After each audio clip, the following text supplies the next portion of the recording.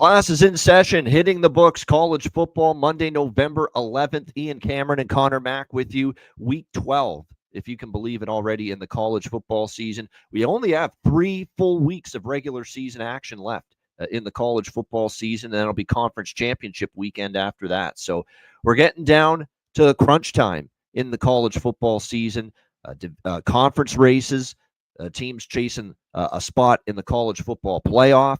It is that time of year when the games become even more important, and we are seeing that throughout. So it is a big slate. We start, as we always do, with the weeknight games. We have Maction once again dominating on Tuesday and Wednesday night again this week, and we will begin with Central Michigan, the Chippewas, taking on the Toledo Rockets.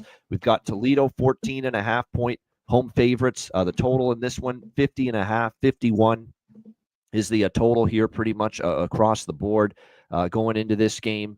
The only first thing I'm going to start by saying is you can get this Toledo double-digit favorite bullshit right on out of here. Not interested in it.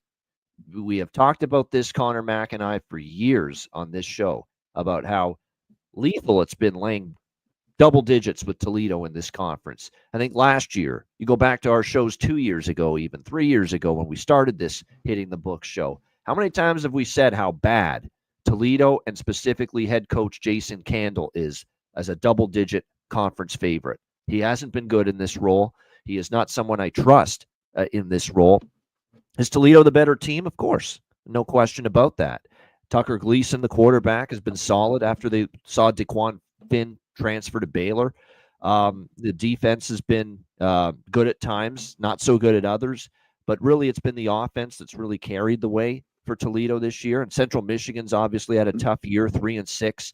The Chippewas are going to have to win out to be bowl eligible. That's not happening probably when you're talking Toledo, Western Michigan, Northern Illinois, their final 3 opponents. Central Michigan's had a lot of all-around results. They've been blown out in ugly fashion in a couple of games like Florida International early in the year. And yet they also had games where, look, they beat Ball State.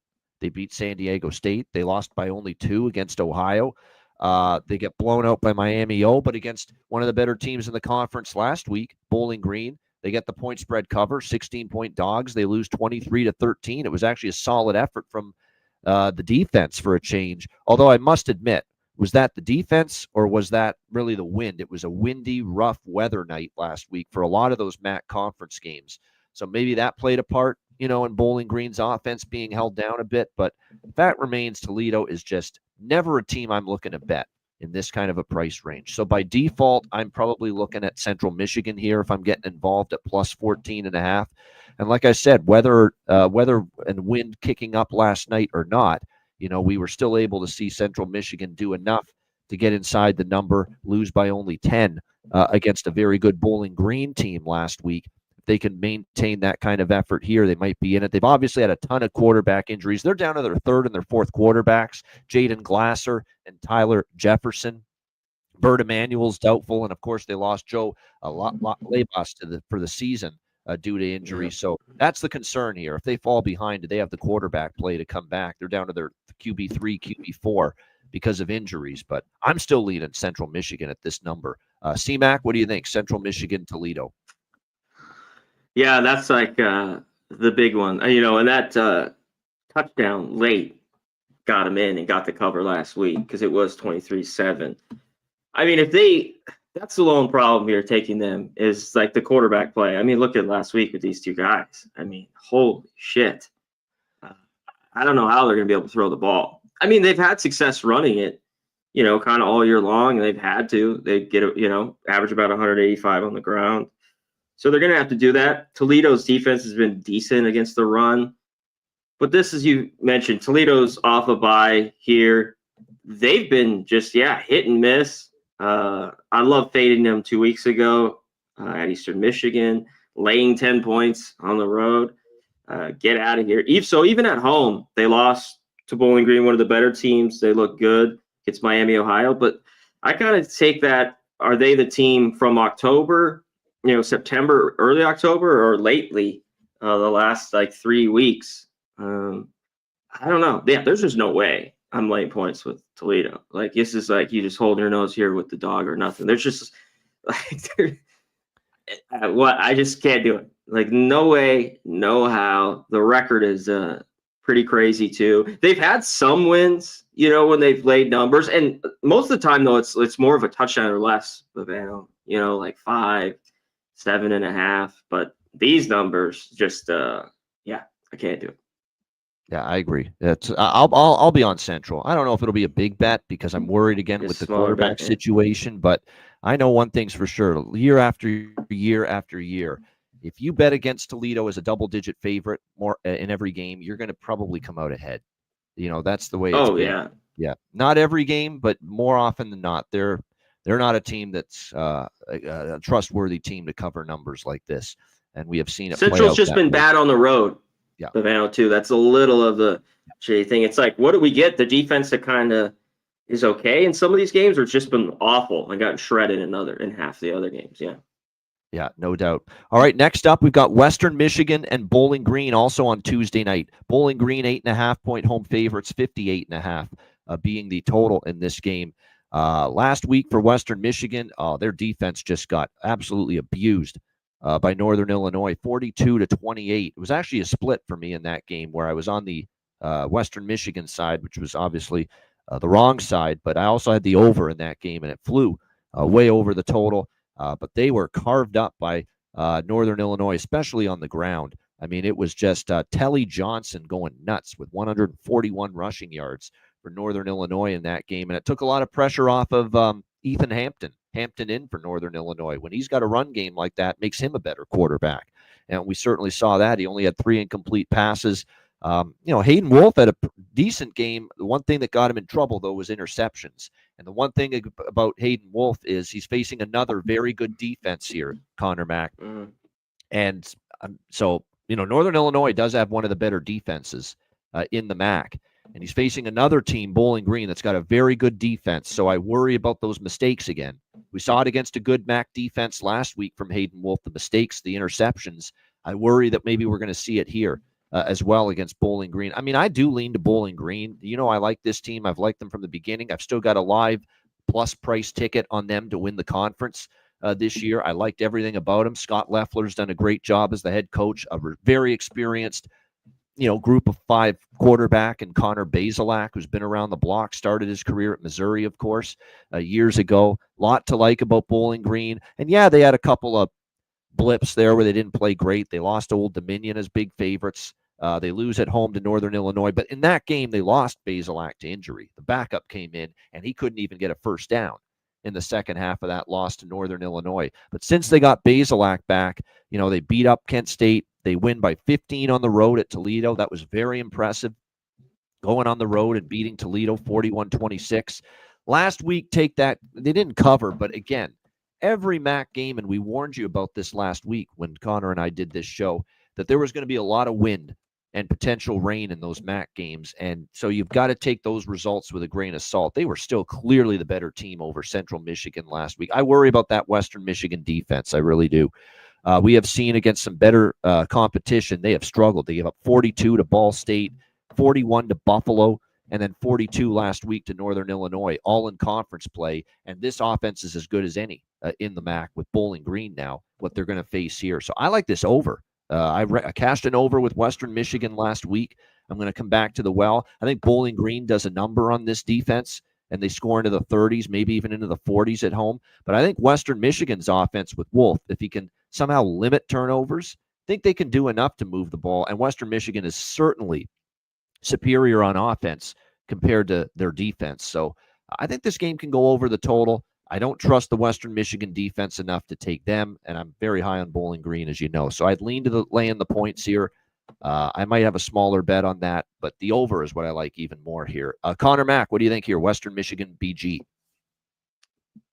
Yeah, this one's tough for me. The one problem was that's why I wanted to back him, but maybe it was just ready for turnovers because that's how good Wolf had been. That's why I really wanted. I thought they'd be in that game, and I knew the defense was great, but I wasn't really afraid of this Northern Illinois offense. This game was close, there was the interceptions, there was the kickoff return. It was 14-14. I think it was 21-21, 20-21, and then they just got away from the right second in the half. third. Yep. Yeah, and late in the third quarter, it kind of got away from with those mistakes. So one thing here with Western, I think they'll have success running the ball. And they did again. They averaged 209, like we talk about. Bowling Green's defense pretty good, but they haven't been great against the run. Pretty average there. So, but overall, Bowling Green the better team. But this is another one. Bowling Green laying points. Over a touchdown. I'm not very interested here. This is 6.5. This is a different story. But yeah, I have to be off here. I don't know if I can go back to Western Michigan. They've been all right on the road, but and one thing I hate is that just how bad the defense. That means the offense has to score. That means mistakes have to be at a minimum. I don't know if I want to go back to the well on that again. Yeah, I definitely like the over more than I'm going to have Bowling Green in pocket. Maybe their team total instead as well, but definitely like this over because I think Western Michigan can chip in as well. And I don't know if they're stopping Bowling Green. The one thing, as Connor mentioned, though, Western Michigan can run the ball decently, and that is the weaker part of the defense for Bowling Green, is against the run. So we'll see if they can capitalize on that. All right, the third and final game for Maction on Tuesday night is Ball State Buffalo. Buffalo, 4.5, 5-point favorites, 53.5 being the total in this game. These two teams, Buffalo's playing for bowl eligibility. And I will give Pete Lembo's team credit. A couple of tough losses against Western Michigan and Ohio. That was a brutal loss for them against Ohio. They got absolutely destroyed, 47-16 in that game against the Bobcats. It's been rough, but they bounced back against Akron in their last game with a 41-30 victory. And that game, don't be fooled by the final score. That game was 38-7 after the third quarter, and Buffalo kind of went to sleep with the big lead in the fourth quarter. But, it's been an all over the map kind of season for CJ Ogbonna here, the quarterback for Buffalo. He's actually got good, he's taking care of the ball, only 2 interceptions, 10 touchdowns, but only completing 56% of his passes. He's been decent at times being able to run it. We'll see how he fares here in this game. Buffalo now laying points, not exactly something I'm excited about doing. That being said, I will point out they actually are 3-0, believe it or not. I was surprised to see this, that they are 3-0 against the spread as a favorite this year. They won and covered against Lafayette first game of the year. They won and covered as a short home favorite against UMass. And then they won and covered as the road favorite last week against Akron. But now they're laying 5. I believe this is the biggest favorite they've been all year because the other games they were only laying 3.5 or less. And Ball State's been a covering machine lately. 3 straight point spread covers here for this Ball State team. They had the surprisingly competitive effort against Vanderbilt a few weeks ago, and then they returned to MAC play. They upset Northern Illinois as 13.5-point dogs, 25-23. Last week against Miami O, I was impressed.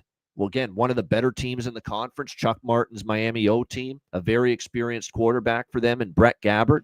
And here's Ball State, solid, running the, it was a solid game from their quarterback, Caden Samanza, who had 280 passing yards in that game. Did have a couple interceptions, but shook them off, was able to rally the team. They had a good game through the air. They weren't able to run the football at all versus Miami, but their pass offense was very good in that game against Miami O. We'll see if they're going to be able to throw the ball here on this Buffalo defense, because the Buffalo defense is 116th in the country as far as passing yards. So that could be a pathway to success here for this Ball State offense that has definitely been better throwing the ball than they've been running the ball.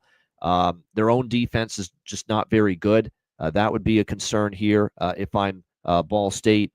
Both against the run and the pass, Ball State's defense has struggled. I like this over as well, but from a side perspective, I like Ball State a little bit here, +5. And I don't like going against Pete Lembo. He was a great hire. This is actually his former team. If you remember, Pete Lembo coached Ball State a long time ago, and that angle, there's something to it, but none of these kids were around, playing college football all those years ago. It'll mean something to Pete Lembo to beat Ball State, the team he used to coach. But like I said, I still think when you look at this matchup, this is the biggest favorite Buffalo's been all year.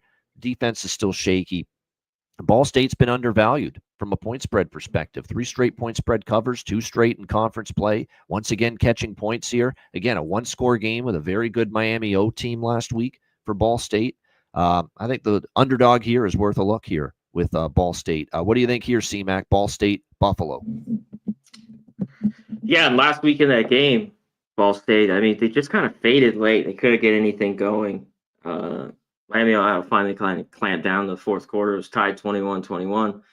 Just couldn't do anything. They got 2 field goals. That was it. But we got the cover with it. We talked about it.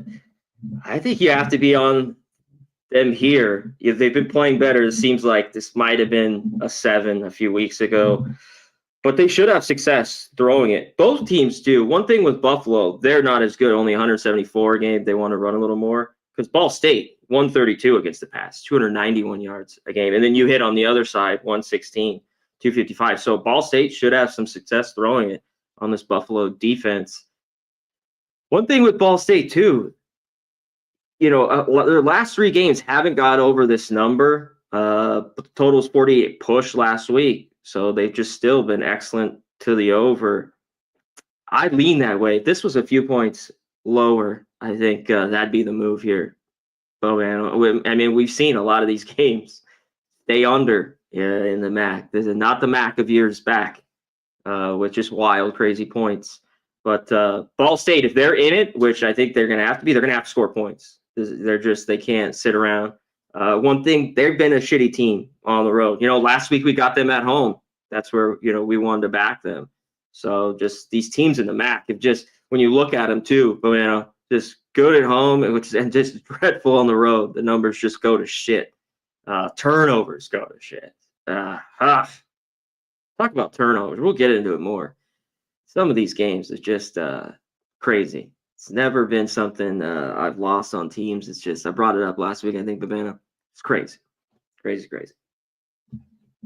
The way it goes, that's the risk you run, especially in college football, where I think there's even more variance when it comes to turnover margin.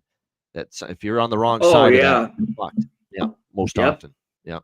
Except if you're the Detroit Lions, if you're a Detroit Lions backer. Actually, they didn't cover, but if you had the money line, they won the game. Because 5 interceptions with Jared Goff last night, and somehow they still end up coming back and winning that game last night. But usually, like we're talking over 90% of the time, if your team's going to treat the football like a hand grenade, you're not going to have a good shot to get the money backing that team. That is for sure. All right, so that's Tuesday. We now move to Wednesday night. More action on tap on Wednesday. Kent State, Miami, Ohio.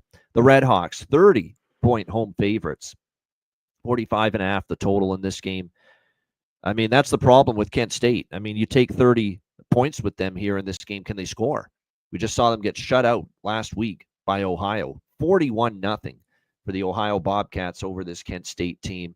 And here's the problem with Kent State. They've been decimated with quarterback injuries. Devin Cargman, J.D. Sherrod, Drew DeShields, they're all out for the season. So basically, they are going with Ruel Tomlinson and Tommy Ulatowski. And it's funny because Tommy Ulatowski was benched prior to the Ohio game for Tomlinson, and Tomlinson was just dreadful. 8 for 18, 62 yards, 1 interception in the loss last week to Ohio. Not very good at all. So they thought, Ulatowski clearly was struggling, so they made the change to Tomlinson. Tomlinson might even be worse, if you can believe it. So it's I can't back Kent here. Do I want to lay 30 with Miami O? Not really. I know Miami O has got Miami O. If Ohio is shutting you out, Miami O absolutely has the defense that can completely shut down and shut out this Kent State team. No question, because this is a pretty good defensive team. It always has been. But does Miami O have enough scoring, to be able to cover numbers like this? And, we see at times with them where they've been double-digit favorites. They've been double-digit favorites 3 times this year. They're 1-2 against the spread. They did cover at home against Central Michigan, 46-7. Last week, they were double-digit chalk at Ball State, didn't cover. They were 15.5-point favorites at home to UMass. They barely won, 23-20. So this is just a pass for me. I want nothing to do with it. I'd probably lean under. What do you think here, C-Mac? Yeah, this game, not a bunch of wind. There is some rain, it looks like, in this one a little bit. So just watch on it. I have to say, I think it's Ulatowski, and that's a maybe to back him. Tomlinson, no way. And I don't even want Ulatowski in. Last week was at home where they got their ass kicked, where they played better football. They've just been the shits on the road. This is another road team here at Kent State. Can't score. You know what? The Penn State, Tennessee, early on to start the year, couldn't score a point. But in these ones, because Tomlinson, I just, after what I saw, I don't really want in here. I think this is the ugliest hold your nose would take Kent State. I'm dead serious. Like Miami, Ohio, I just don't laying this number. I think you need a score or two, or a score and a field goal. You're covering in this game, but they've been so bad on the road. We know how bad the defense. We don't even need to go through the fucking numbers. How bad Kent State is, but 30 points. Even the wins they beat up on them. And Kent State's only been bad the last few years, but last year's 23-3. Like, can the defense just hang around there? I mean, that's where I'd be. I'd hold my nose and take the 30 here. Yeah, that's never. I'm never going to lay 30 in a MAC game. Never. I just won't do that. Kent, it's a bit of a leap of faith with Kent. We're talking about a team that didn't score a point. They could lose this 31-0 as well. That's the problem. Take that's a the leap of faith here. But one score might be enough. Like if Kent State scores 7 points in this game, do they cover? They'd probably have a decent chance to. Yeah, that's what I think. Yeah. So that's what if they find the end zone, they're covering this number. Kent State. That's probably the way you got to look at it here. There's another thing too. Miami runs the football a lot. They don't play fast. So really, it could be one score for Kent, and you're good as far as getting inside at plus 30. All right, next up, we've got Eastern Michigan and Ohio. We've got Ohio 9-point home favorites. The total in this game, 49.5, pretty much across the board here in this one. Here we go again with one of my favorite teams and coaches to bet as an underdog. And you know who that is. That's Chris Creighton. I'm always looking for reasons to bet Eastern Michigan when they're getting points. And look, Ohio has been absolutely outstanding here the last 2 weeks. I mean, they've just destroyed Kent State and Buffalo back-to-back weeks, and the scores were a combined 88-16. So dominance from Ohio 2 weeks in a row. Obviously getting good quarterback play from Parker Navarro, Anthony Tyus, and Ricky Hunt, two tremendous running backs doing damage on the ground. And I think that's the key here for Eastern Michigan is can their run defense hold up? Because this is definitely an Ohio team that can run the football. The good news for Eastern is they're slightly better with their run defense than they are their pass defense. So it's not the worst matchup for them going up against this Ohio offense. I think the key here for Eastern Michigan is we have seen a perk up in their offensive results. Early in the season, they were struggling a bit offensively. But boy, they've started to get it going lately. I mean, 52 against Kent. They did get shut down by a solid Miami OD, but 38 against Central, 28 last week against Toledo. Cole Snyder, their quarterback, he's a veteran. He was formerly at Buffalo. He's been around the block. He's been in a lot of different schools. His numbers on the year now, 9 touchdowns, 2 interceptions, 61% completions. Not bad. He's taking care of the football, which is what I like to see going into this game here. You look at the last really 3 meetings between Ohio and Eastern Michigan. Now, they were years ago, but they were all one-score games. The biggest margin of victory was 2021, Eastern Michigan with an 8-point win. Ohio, I should say, with an 8-point win at Eastern Michigan. He's just been such a great underdog coach. Give me Eastern Michigan here. I'm taking the +9 with the Eagles here. CMAC, what do you think? Eastern Michigan, Ohio. Yeah, I mean, it's just it's been a cash cow. I had one loss with it earlier. I forget who it was. I forget. Anyways, it's already 3-1. I think I've been on them this year. This is where we want to back them here. Eastern Michigan, I'm better at home, of course, but that doesn't really matter. Home or road when he's been a dog. You know what it was? It was the Miami O game you're thinking of. They were a 3-point dog there. They lost 38-14. That's their only non-cover as an underdog. Yep. Bingo. And that game got away from that game had turnovers. That was a strange game. It kind of 21 straight points, and that was kind of it in the third quarter. And went away with it. I think both these teams like match up. Ohio's looked really good. Look at they played last week. I mean, come on. But they look really good. But I think they match up well. Ohio's defense has been solid. Eastern Michigan, their offense has been really good. Now their defense, not as much, but I'm not like this Ohio offense very efficient, but not like I'm not blown away by them, at all. Eastern Michigan against the run, they gave up 160, but they've been better against the pass, only 220 a game here. We know Ohio doesn't want to throw it a ton, so they will have success running it on this Eastern Michigan defense. But I think over the touchdown is just where I got to be in too. Like you're going to give me 9 here. I will take the points with them. Yeah, I'm a little peculiar why this line is this high, but like I said, Eastern Michigan, they've just been absolutely outstanding here in this underdog role, catching points. Ohio's been great. Yeah, and I think they're the class. Yeah, this is a little bit higher. You know, it seems like now they're just like baiting you. Like, the books know what they've done as dogs here. So we'll see. Yeah, Ohio's been great in conference. Their only losses to Miami O on the road, 30-20. That's it. And they've beaten Akron, they've beaten Central Michigan, they pummeled Buffalo and Kent State. I think Eastern Michigan, quite honestly, I think they're on par with Buffalo. They're certainly better than Kent State. But again, somehow, some way, Creighton shortens the game. They're good on special teams. They hang in there. They're a gritty bunch. Defensively, they do enough to hang around in these games, just like Eastern Michigan did against an excellent Toledo team, in their last game. Toledo's one of the better teams. They lost by 1. Probably should have won that game, quite honestly, against Toledo. Had every opportunity to win that game. And once again, they're 7-2 ATS. I mean, pretty clear choice, I think, for both of us. Eastern Michigan there. All right, Akron and Northern Illinois. We've got Northern Illinois 15-point home favorites, 46 the total. Not a Northern Illinois spot, obviously, considering they're off the big win against Western Michigan last week. We'll see how they fare here. Now back home, laying double digits. Last time they laid double digits, they almost lost the damn game. 25-23 at Ball State. They were laying 13.5. They barely won that game. Or actually, they lost it outright, I should say, 25-23. They lost that game outright as 13.5-point road favorites at Ball State.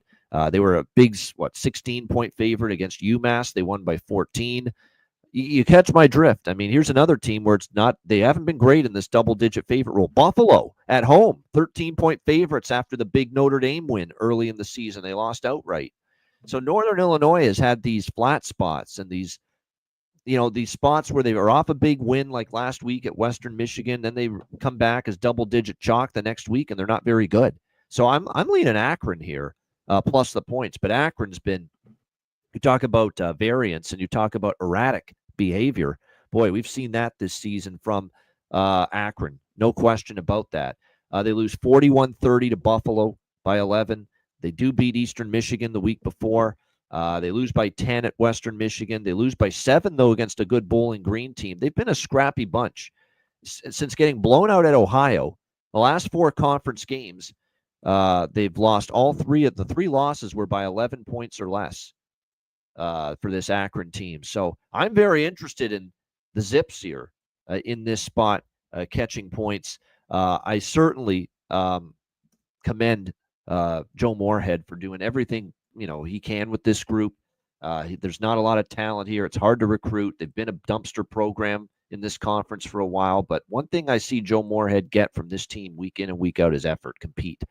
And maybe compete and effort's going to be good enough to get them inside the number here against a Northern Illinois team that after big wins and laying double digits the next week, they've faltered. They have really faltered badly in these spots. Hopefully, we can get a good performance here in this game for Ben Finley, the quarterback, who has been, some good, some bad from him this season. But I will say this, the overall numbers coming into this game, he's got to cut down on the interceptions, 12 touchdowns, 9 interceptions, 58% completions. But again, this Akron defense, despite not being that great, they do battle.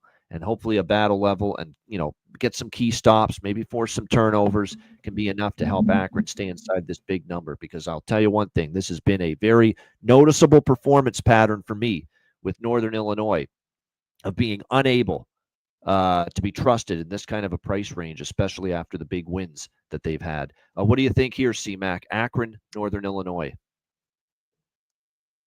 Yeah, I mean, the 3 games didn't cover. I had Buffalo. He pushed or lost, depending most. It was 14 against UMass, and then Ball State. Then they get the big win. Like if Hampton's gonna go, because that's all they're gonna ask from. They're gonna run the ball down the throat here of Akron. They'll have plenty of success doing That's the that. concern. It's just like that yeah. the run defense gets worn down and they get a late score and they cover. But that's the concern. It is a matchup concern. Akron does not have a good run defense. It's the strength of Northern Illinois running the ball. Yeah, and I mean, I'm just saying with Hampton too, because they want to run it. But I mean, he goes 13-16.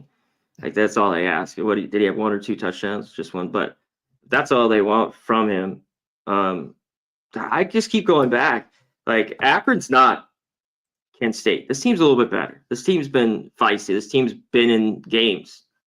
But I mean, at home they played better. Even at Western Michigan, or at Ohio. I know they lost by 20, but that was a little bit early on in the year. I think they can have some success too. I mean, how up is Northern Illinois going to be? This one thing is they'll run at the success and they have the better defense. But is Northern Illinois going to light the board? That's the key. Like if they shut it down, can they win by 21? Yeah. But I agree with you. I lean to the dog or nothing. Just another team in Akron that we've talked about 3 times already. Shitty on the road, But they don't need to win here. Just need to cover. That's what we're talking about. 15.5. But the counter to that, you're right, Akron shitty on the road. But the counter to that, though, for Northern Illinois is as a double-digit favorite or double-digit favorite period, pretty shitty as well. So we'll see how that one plays out on Wednesday night with Akron and NIU. All right, we move to Thursday, where we just have one game on Thursday night from the AAC, East Carolina, Tulsa. We've got ECU, 14-point home favorites. The total in this game at 61 across the board. This is a bet I've already made. I'm laying it with ECU. This is a team that has flipped a switch, Connor Mack, since the coaching change. Mike Houston sent packing. Blake Harrell, the interim coach, and the response from East Carolina, it's like night and day. You're looking to see how do those teams respond, especially in college football? How do teams respond to a coaching change? Because it could go one of 2 ways. Either they just keep on sucking and they just, try to finish out the string and not give that effort, or they do respond and you do see an uptick in energy, execution, ability to play at a high level. And I'll tell you what, Connor Mack, you're seeing that from East Carolina. Not only did they fire Mike Houston, but they also made a quarterback change to Caton Hauser, the Michigan State transfer. And this offense can't be stopped, really, in 2 weeks since they made the changes at coach and quarterback. Against Temple and Florida Atlantic, 56 and 49 points. Absolutely outstanding.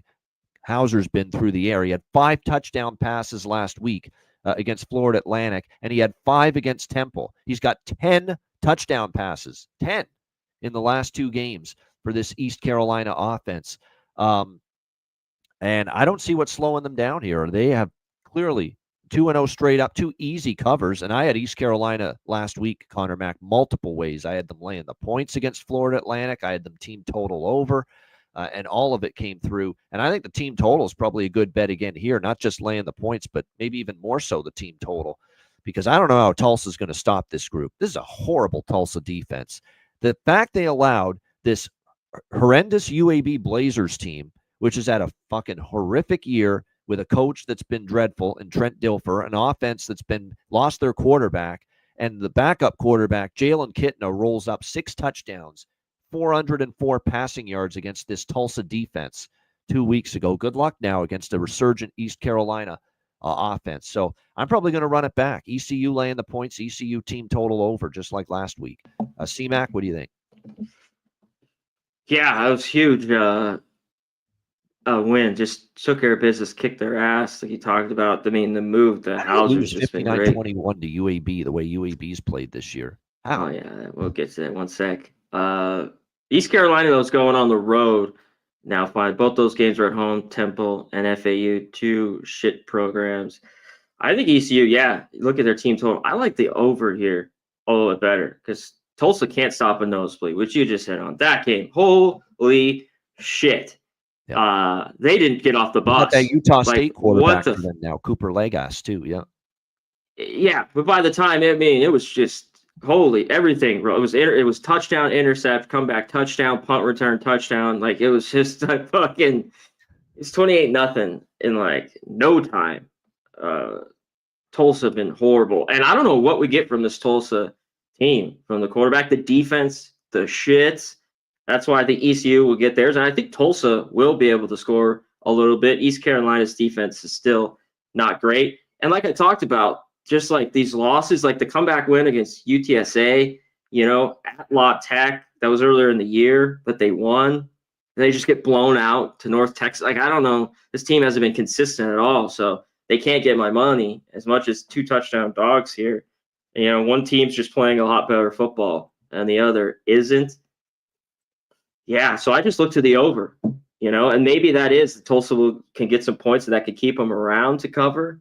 But I think ECU gets theirs, and I think Tulsa can get a little bit too over here, over 60, 61. Yeah, Legas is capable. He's not bad. He's solid. He's decent. And East Carolina defense, well, even their defense has played better the last couple of weeks, but before that, they couldn't stop anybody. East Carolina. Suddenly their defense is playing a lot better as well. FAU blows, though. I mean, but yeah. I mean, it looked better the other night when they jumped out to that lead, but they still gave up 34 to Temple. But you can do that when you score 56. I agree with your look to the full game over, though, because I do think Tulsa at home can score some points with Cooper Legas at quarterback. And I'll say this. I think if you take ECU minus the points, ECU team total over, and the full game over, I think you go 2-1 at worst. I think you go 2-1 or 3-0. I think you have a chance to sweep it, quite honestly, because that's what's happened the last 2 weeks. ECU minus the points, ECU team total over, and full game over. They cashed in both games, all 3, against Temple and Florida Atlantic in the last 2 games. All right, let's go to Friday in college football. We've got Wyoming and Colorado State in the Mountain West. Colorado State, 10-point home favorites in this game. The total sitting at looks like around 47.5 across the board here in this game. Wyoming, look, I didn't think this was going to be the kind of season, Connor Mack, that Wyoming was going to have. I know losing Craig Bohl matters. It's a guy that did a great job there in Laramie, but I didn't expect necessarily Jay Sawvell, the current coach, to be over his head to this magnitude. But yet it's been kind of that way all season for Wyoming. 2-7, not the season they hoped for. But the last few weeks, all of a sudden, because they were so just brutal for September, like they had 1 point spread cover in September, and it was against Air Force, and 1 win in September, and it was against Air Force, who are terrible this year. But since that Air Force win, they only lost by 3 at home against San Diego State. They end up losing by 10 at San Jose State, but they cover. They lose by 2 against Utah State, but they cover as 2.5-point dogs. And then they went outright on the road in Albuquerque against New Mexico last week, 49-45. Now, their defense is still not great. Wyoming, that's been a problem all year. But, boy, they got Harrison Whaley running the football well against New Mexico. Caden Anderson, the quarterback. I think you're seeing a little bit of progression finally from him. That was his best game of the year, and he started to limit the turnovers all of a sudden the last couple starts. Again, he's been named he's taken over essentially the starting quarterback spot, Caden Anderson, the last few weeks, but he definitely is getting better week by week going into this game. Now, they're banged up at running back.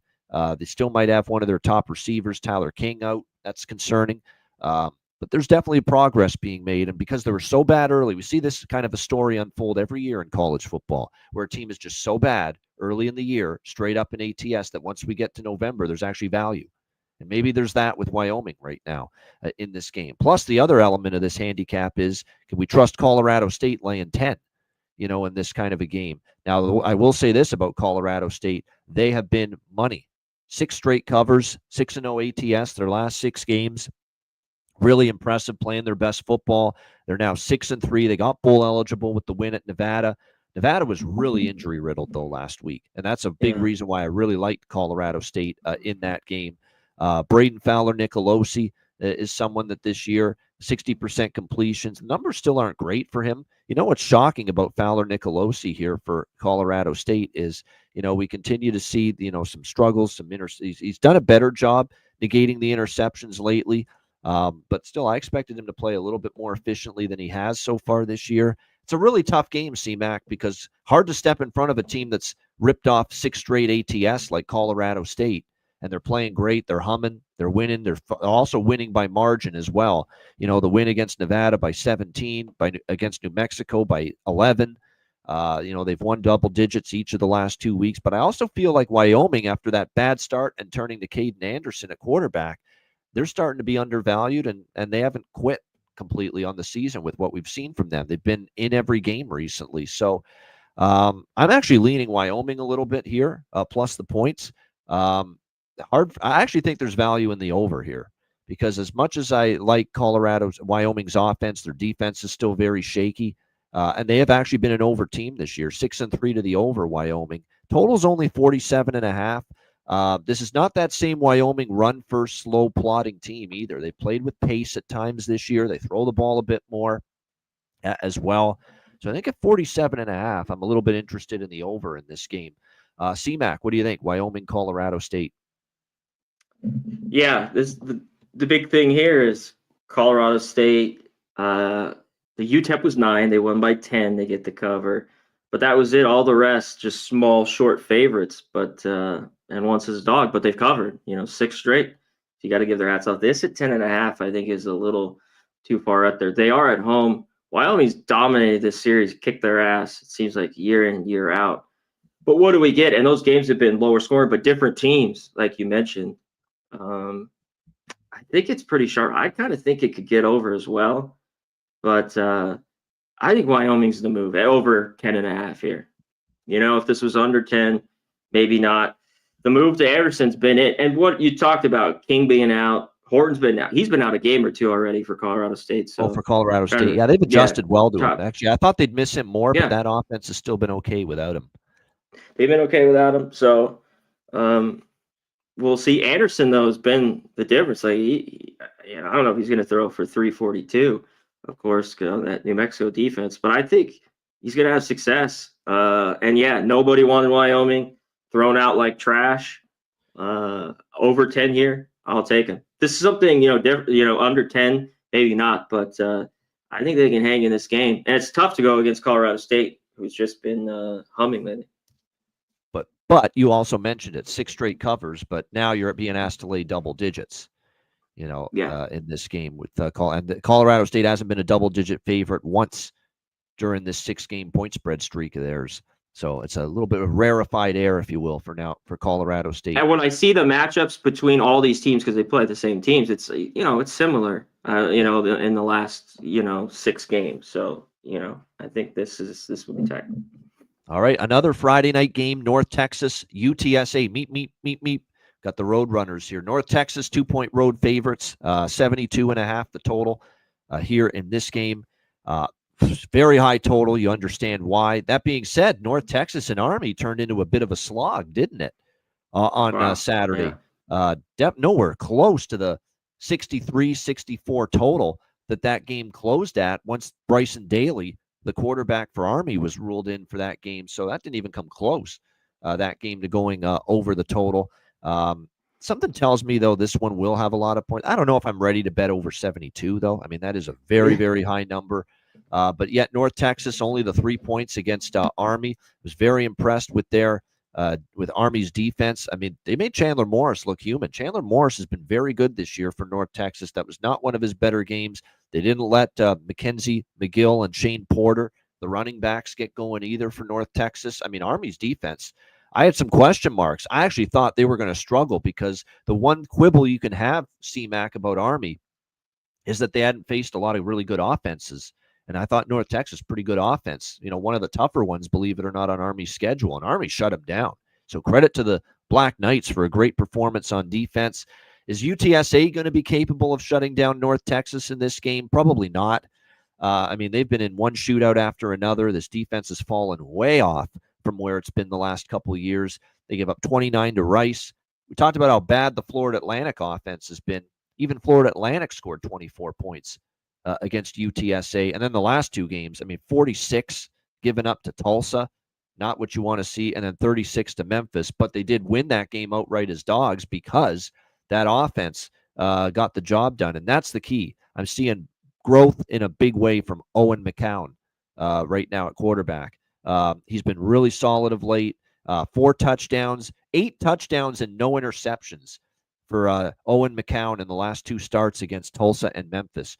Really starting to heat up, really starting to get comfortable. We know North Texas still doesn't have much of a defense. I could only lean over. It's just I'm not rushing to bet an over at 72.5. And I will point out something. There was a stat I saw. The totals of 60s in the 60s and 70s this year in college football have really been trending under. And that is something to keep in mind. They really have been. So that's why I'm not in a rush to go over 72.5. I wouldn't take the under either because I think it's just a shootout. But 72.5 is a big number. As far as the side goes, I kind of lean UTSA here. North Texas off the Army loss, I think they've really geared up to play Army and try to hand Army their first loss and to fall short. And now you got to turn around and play this dynamic UTSA offense. Now, UTSA doesn't have a great defense, but I think in a back and forth game at the Alamo Dome here, we just saw them beat Memphis at the Alamo Dome. So you got to give UTSA credit for that. I'd lean to the Roadrunners just a little bit here. CMAC, what do you think? North Texas, UTSA. Yeah, this game just seems like it has shootout all over it. And one of the teams until last week, the banner that you hit on, have been kind of going to the under in the 60s and 70s that had been going over was North Texas. Even it had just been slightly kind of going over. Their games had been making it until last week. It's not they both moved the ball, but yeah, just no scoring. They really knotted up on the other side of there and inside the 20. Did both defenses. So UTSA with McCown, that's the big thing, the no interceptions. Like, man, it's just so key for especially a team like this that has a bad defense that's always out on the field. You don't want to be having turnovers like that. I think they're live here in this game. I take them or nothing. I don't know if I bet this at all, but I think, the Roadrunners playing a lot better football lately. Beat them or nothing. Their last 2 games, which they lost, were Tulsa and Rice. They lost by 1 and by 2. So that's why, and they're getting 2 right here. So, like I said, you got to like the way. And Jeff Traylor's a good coach, and even though it's been glad he's turning it around. He was compared to the last few years, he's still a quality coach. And to see that the kids are still, they're getting better, as the season goes on, even though they had a rough start, that's quality coaching still. And these teams, we'll touch it. We'll try to maybe get into a little bit more on some of these. Like UTSA wants to get to a bowl. They win this. They beat Temple. They're there. They probably lose to Army at Army. So, just a big game for them here. Yeah, if they want to get bowling, you're right. This is an important opportunity that they need to take advantage of. All right, UCLA and Washington. We've got the Huskies 3.5-point home favorites, 47 the total in this one. I've already bet it. I like the Bruins here. UCLA is one of these teams that they flipped us, and credit to Deshaun Foster, who I thought was kind of in over his head, but and I wasn't sure this season was going to go very well for him, but this defense is really starting to play well and play better and better and better each week.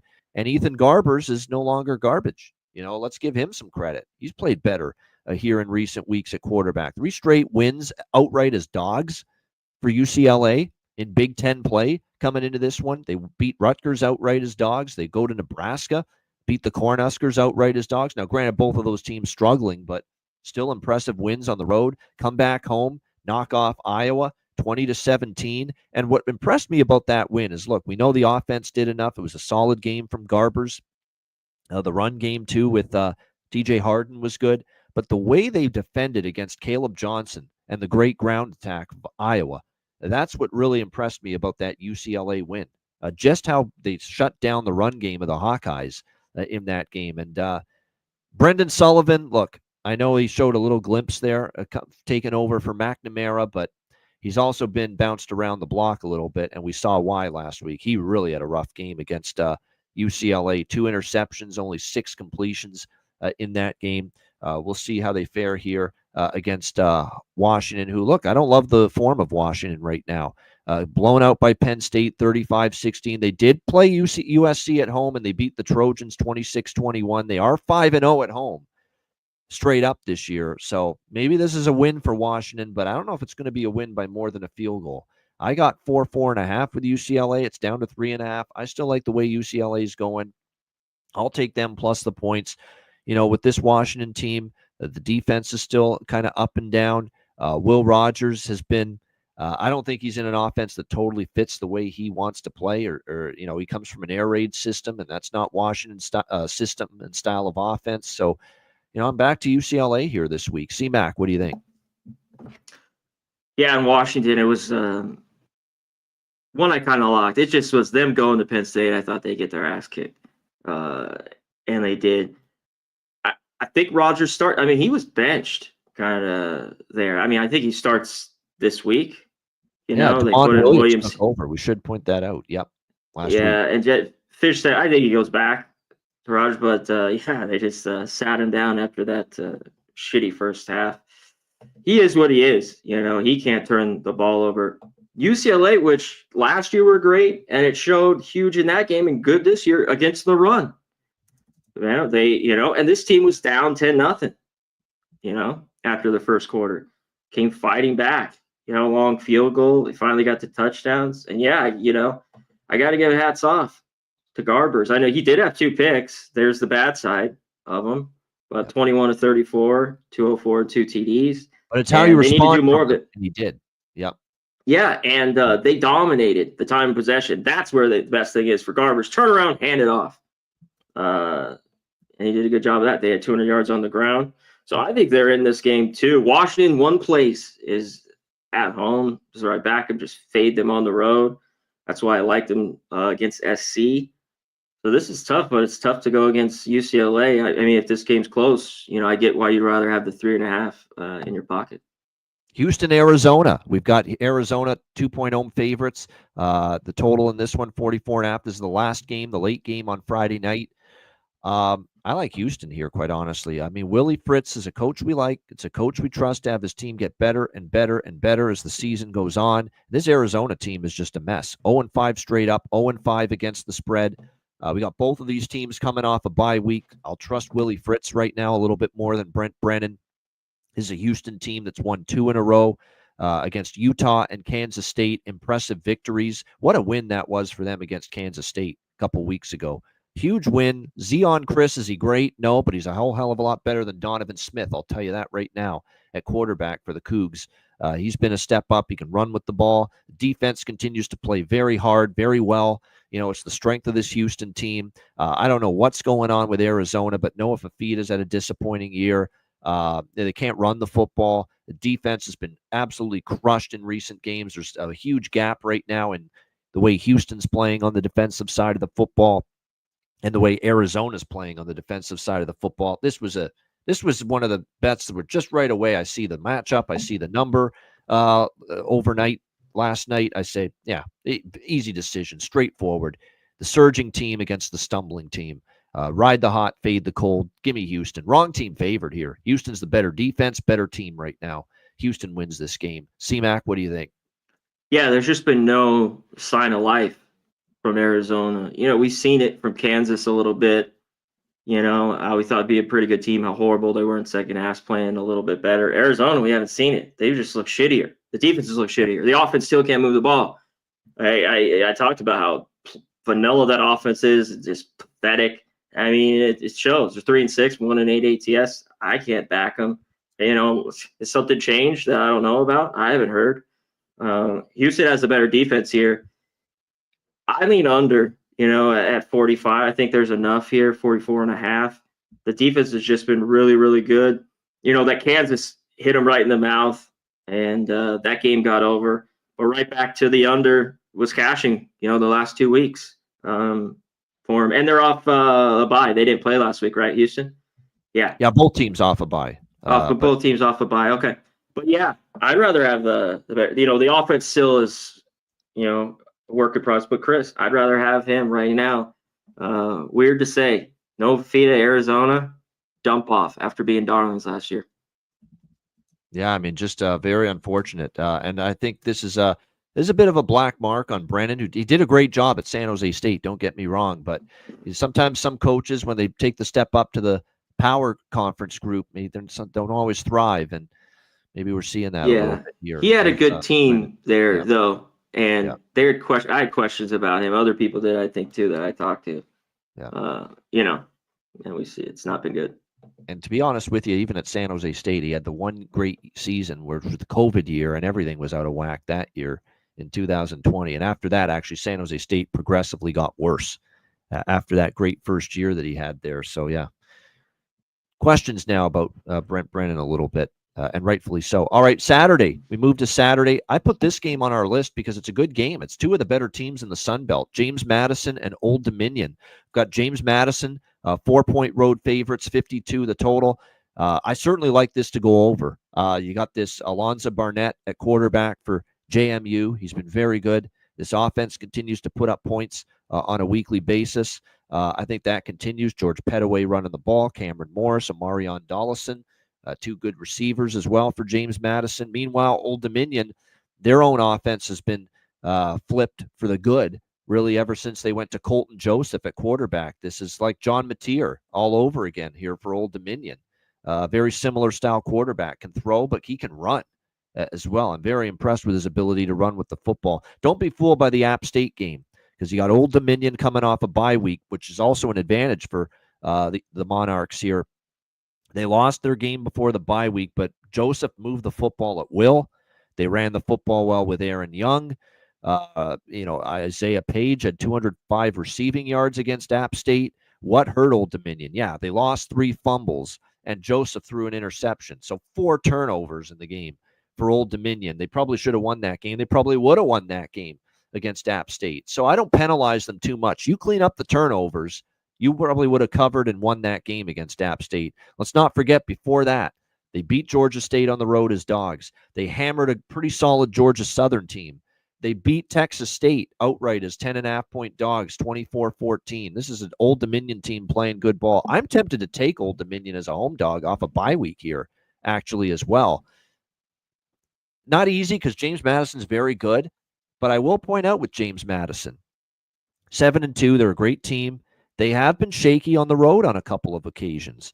ULM, 17-point road favorites. They lose outright. Georgia Southern, 10-point road favorites. They lose outright. They've been awesome at home, but they have been a little shaky at times away from JMU, away from their home field. So I'm leaning ODU here. +4 with that great Colton Joseph at quarterback off a bye week. And I like this over. I definitely like the total, maybe even a little bit more in this game. CMAC, what do you think here? James Madison, Old Dominion. It's a good one in the Sun Belt. Yeah, I have to. It's shorter than I'd like, but this is Old Dominion year or nothing off the bye at home. Joseph, he's been the difference, and they don't turn the ball over. They are in this or they win it. Straight up. He's played really, really good, which I was worried about because he kind of looked like shit, because Wilson was just an average quarterback. Then he was going through injuries. But he's really turned it on. Got 400 rushing yards and 5 starts. I mean, the guy can motor too. Unbelievable. The guy can move. Yeah. And he talked about it was the bad spot, their favorite on the road, even at App State, who's been playing bad. I was like, what? Look out. And they have the horrible game and the fumbles, but they'll be prepared for this one. James Madison beat him last year, too. I was on 19-point dogs. I think at JMU, they lost 30-27. A whole different situation this year, but James Madison's still good. One thing, after they beat down North Carolina, there are 2 games on the road at Monroe and Georgia Southern. They lost. This team just hasn't been good. I'm sure they talked about that, but I think this game is tight, and I'll take the 4 with Old Dominion. You put on an Old Dominion game since Colton Joseph became quarterback, and you put on a Washington State game with John Mateer right beside it, you can't tell the difference. Mm-hmm. This is exactly the same style of quarterback. They throw, but they're really good running it as well. 2 lanky white kids running the football like crazy at quarterback. That's what it reminds me of, those 2 guys. The comparisons are off the charts. All right, next up, we've got Texas and Arkansas. Texas, 14-point road favorites, 57.5 being the total here in this one. These are always tough because, and why is this tough for me? Because Texas on their best day can win this game by like 28, 35 points. Texas on their worst day can win by 7, and escape. Arkansas on their best day, they could hang right in this game and maybe take it right down to the wire. But Arkansas on their worst day can get blown out by 32 like they did against Ole Miss in their last game. So there's a lot to really put together. Arkansas is off a bye following that debacle, and it was a debacle against Ole Miss. I mean, their defense didn't even show up, and they had no answer for Jackson Dart, who had 515 passing yards and 6 touchdowns against that just sieve-like Arkansas secondary. If that secondary doesn't improve following the bye week, they're going to be in some trouble here. Obviously, against Texas, who are coming off that 49-point output against Florida, 49-17. Quinn Ewers was fantastic, 333 through the air, 5 touchdown passes. I mean, if Dart is going to throw, 5 touchdown passes against you, Quinn Ewers is capable of it. So that's my one concern here, CMAC, with this Arkansas team in this game is, can they stop the pass? I mean, actually, they gave up 6 touchdowns to Jackson Dart and Ole Miss before the bye week. I don't know if I'll get involved in a side here.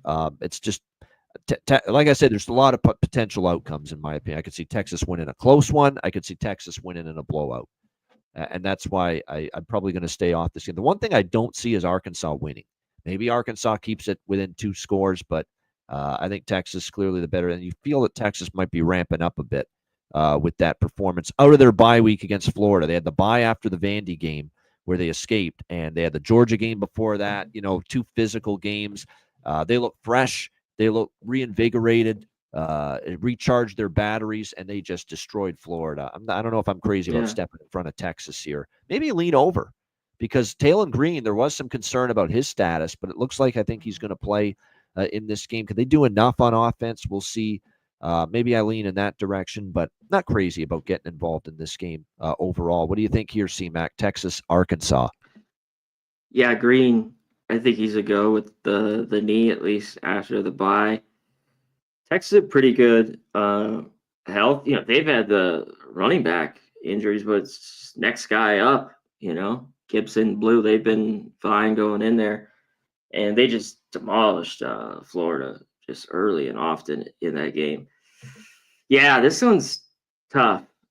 Texas, the way better football team. One thing, Arkansas is just the defense fall off. Just to fits. Beating Tennessee, tight game against A&M, beat up 24-14 Auburn, but losing 34-10. I was on them there, and then I had to stay off, and they got that ass whipped and blitz, all those points like I talked about in that game. So what has anything changed? Can this defense turn around against Texas? That I don't know. I can't put my money behind Arkansas here. This is the one though that's go on the in a place that's a little hostile, even though Arkansas hasn't been great the last few years at home. This is one to look out for when you lay 2 touchdowns on the road here. No doubt.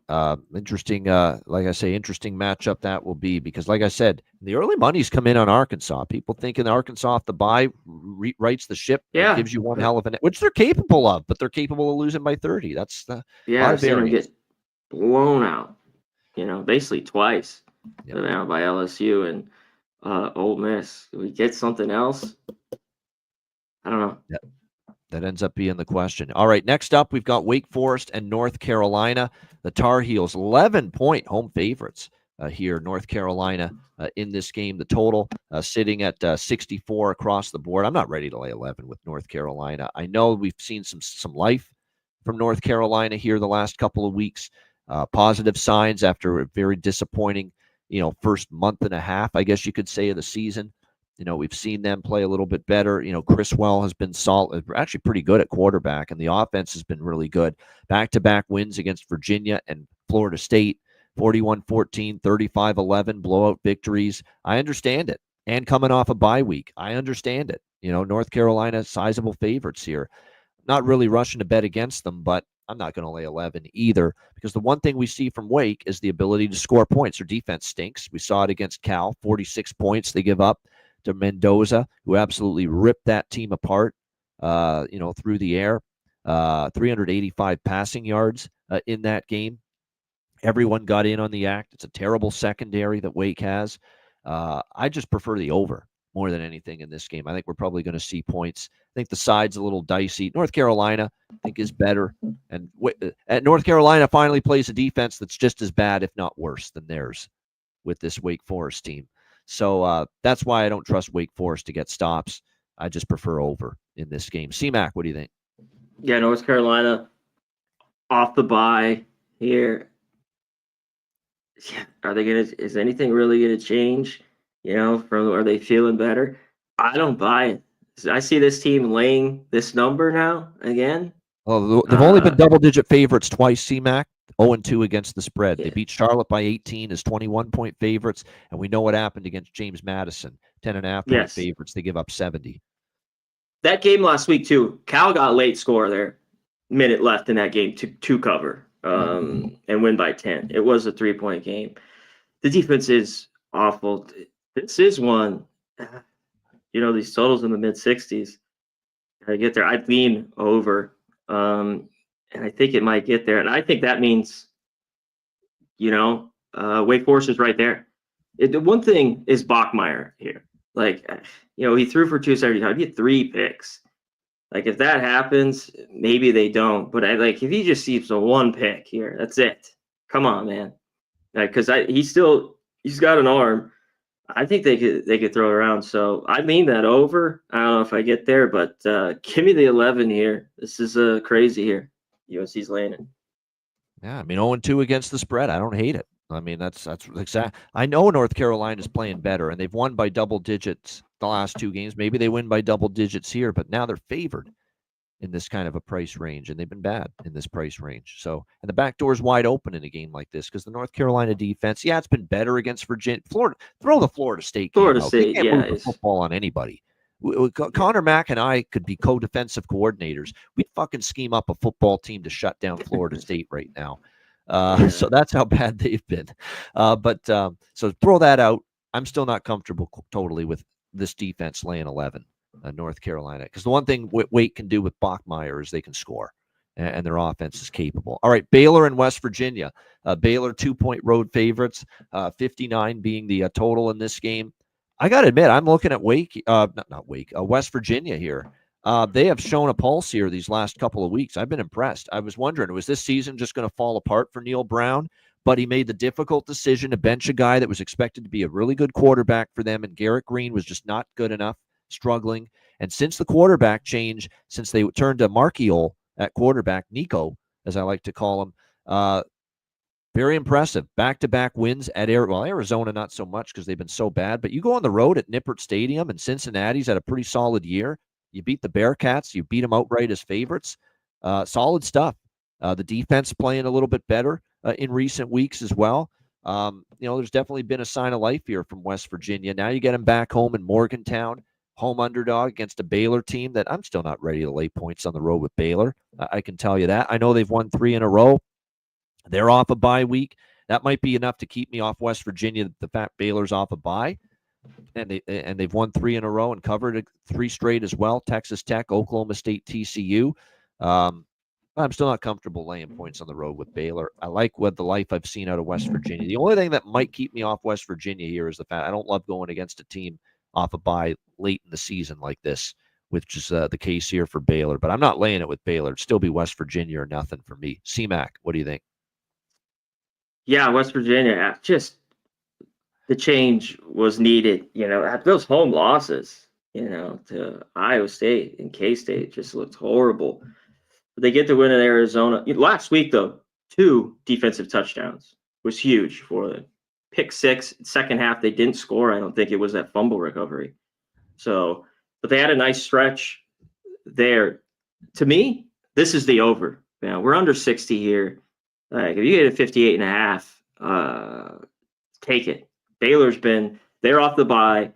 They've been able to score, and I've been impressed with their defense. They've had guys in and out, and it just hasn't worked out. But on the offense, they've been able to move the ball. Now, this is Texas Tech, Oklahoma State, TCU. Defenses aren't great. West Virginia may be a little bit better, but I think we get plenty of points in this one. On the side, I'm going to stay off. I kind of like to take West Virginia at home. I haven't been able to trust them. So just give me the over 59 here. I agree with the over. I think again, Sawyer Robertson's actually played pretty solid here for Baylor Oh yeah. at quarterback. More than solid. He's actually been very good the last 3 weeks. And I'll caution you about the West Virginia defense against Cincy. I know they won, but early in that game, Cincy and Sorsby, the quarterback, they were going up and down the field, and they weren't finishing drives. And they let West Virginia kind of hang around, and then the next thing you know, West Virginia took over. But it could have easily been like 14-0 out of the gate for Cincinnati in Big that. win. So, yeah. A lot of love for Cincinnati too, all week. Yeah. In that game. And that's exactly. And but again, that West Virginia defensive performance not as good as the final score indicates, because Cincinnati shot themselves in the foot early when they were moving the ball. So that over might be a good look here in this game. All right, Tulane and Navy, two of the better teams in the AAC. I would say two of the top 3 or 4 teams in the AAC. Tulane 6.5-point road favorites, 54 the total. Good bounce back for Navy. I didn't see it coming after the 2 losses in a row to Notre Dame and Rice, but I guess that's what I get for buying into South Florida just because they beat Florida Atlantic, who are terrible, because so South Florida was terrible against Navy last week. But credit to Navy. The Middies bounced back after 2 losses in a row to beat USF 28-7. Bryce Archie wasn't very good. He had the one good game against Florida Atlantic and then back to struggling last week. We'll see if Navy can build on that here against Tulane. I'm not so sure about that, because the one thing that's concerning about Navy is they've only played 2 really good offenses all year, this defense, and they got shredded. Yeah. They got absolutely hammered in both. They gave up 44 to Memphis and Seth Hennigan, and then they gave up the 51 to Riley Leonard and Notre Dame to ruin the undefeated season a few weeks ago. Tulane's got an offense, a really damn good one. An offense that just put up 52 against Temple last week. Darian Mensah, we've talked about him, how awesome he's been at the quarterback spot for this Tulane Green Wave team. Mekhi Hughes has been an amazing back, running it for Tulane all year. They got multiple receivers that can beat you, led by, of course, Mario Williams. Just a great offensive team. And I don't know if Navy's got many answers, because we've got 2 pieces of evidence of Navy facing a very good offense this year, and they gave up 44 and 51 in those games. I think Tulane team total over is the best bet here in this game. Don't have to worry about Blake Horvath and what Navy's offense does.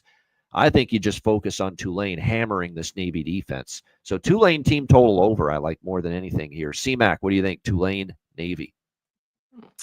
Yeah, I get that. I had that last week. That was the easy casher. I mean, there was only like 37.5 against Temple. They should be able to, like, this total's like, to me, because like when Navy's played anybody, holy shit. And the last 2 games, they're going off. They played Rice, who's playing defense a lot better. Yep. And then the 28-7 last week. But before that, Navy went over all their games. Tulane, pretty good team, because they score enough to get over. The games they did, like Charlotte, scored 3 freaking points. So, it's Navy. I think they could score enough. I don't mind the Tulane there, but I think this number was too light when I was going through this last night. I thought, wow, the weather's not crazy either. I mean, it's 58. The winds are 12. Nothing too crazy. 2 good over teams. I think this is a little too light. I think we get points here. Tulane's better. What can we get from Navy? And of course, Navy always running it. You could, this could stay under, but I just think the offenses are too efficient, and this game could get over. Yeah, I mean, full game over. I'm certainly leaning in that direction. Personally, I like the Tulane side of it a little bit better, just their team total, because you're never sure what Navy's going to get. This is a huge game though for Navy. Navy somehow beats Tulane. These 2 teams are then tied at 6-1 in conference play, and I believe head-to-head would give the tiebreaker to Navy, because even they would get the head-to-head tiebreaker would go to Navy for beating Tulane. So this is Tulane's last shot to keep themselves afloat to be in the AAC championship game, because you think Army's going to get there. At this point, there's a damn good chance of that. It's a matter of, is Army going to play Tulane or is Army going to play Navy? That's where we're at right now. And if Navy's got any chance to be in that AAC championship game, they have to beat Tulane. Simple as that here in this game. So it's a big one. I just think Tulane's offense is too much for them. Shout out to everyone in the chat. We appreciate you guys joining us each and every week here on the Hitting the Books College Football Show. We'll just shout out all the people that are in here with us. Make sure you hit the like button as well. We appreciate certainly everyone joining us, but We start at the top. Everyone that's in the chat: Sweet Lou, Daryl Turner, Kongs Clips. Yeah, me too, my friend. I have Army to make the playoff as well. I thought it was worth a look. Again, all they got to do is beat Notre Dame. If they somehow, now that's the tough one because Notre Dame's a different class of opponent for a team like Army, and we know that Notre Dame blew out Navy. But I think Army's better than Navy, and I think they've got at least a better chance to be competitive against Notre Dame than Navy. Army's got a better chance to be competitive against Notre Dame than Navy. So I think, again, I thought it was worth a shot, though. Kenny Wu, Nut Flush, Alan, good to see all you guys. We appreciate you joining us. All right, Clemson and Pittsburgh. Got Clemson 10-point road favorites, 54 being the total here in this game. Starting to worry about Pitt a little bit because they had the air come out of the balloon a little bit following the loss to SMU, which ruined their undefeated season. And they followed it up with an outright loss at home, their first loss, I believe, at home this season. Yes, their first home loss against Virginia, 24-19. It was a great spot to take Virginia. That was one of my winners last week, Virginia plus the points off a bye week against a deflated Pittsburgh team off their first loss of the season, and Virginia goes in there and beats Pitt 24-19. Now can Pitt somehow right the ship here, and you got to deal with this obviously very capable Clemson Tigers team who bounced back after the loss to Louisville, beating Virginia Tech 24-14. Kyron Drones really struggled. One interception. Schlee came in. He was not that great either. It was just, you got to tip your cap to the defense of Clemson. They shut down the run. They made both quarterbacks that played, Drones and Schlee, look average. And the offense did enough. And they pulled away in the so it was just a great second half. That was not a good look for, unfortunately, Brent Pry, the head coach of Virginia Tech, because Dabo just did a number on him coming out of halftime. It was 7-0 Va Tech at halftime, and it was all Clemson in the second half of that game to pull away and win by 10.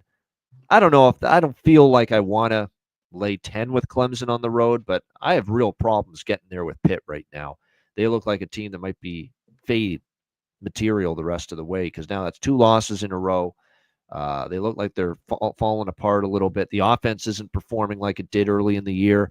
Holstein is starting to struggle. Modest of leans to Clemson, but I don't know if I'm going to lay 10 on the road. C-Mac, what do you think? That's how I feel. We saw a little bit last week, the two team, who they are. You know what I mean? Where were they in the first half? And then come out and kick ass in the second half. And Virginia Tech just, Schlee had to come in. He's not the same. Drones had a pick, so did he. It was pretty awful there late. When I see Pitt here, I don't know what to make of them. Of course, we know they're a little bit fraudulent on who they played, and we're 7-0 and then back-to-back losses. I don't know if they can hang in this game. I got to look at this a little bit more. Clemson the better team, of course, but now going back on the road again. They did this earlier, but Florida State and Wake Forest, pretty easy and easy wins. Can they do it back-to-back weeks here?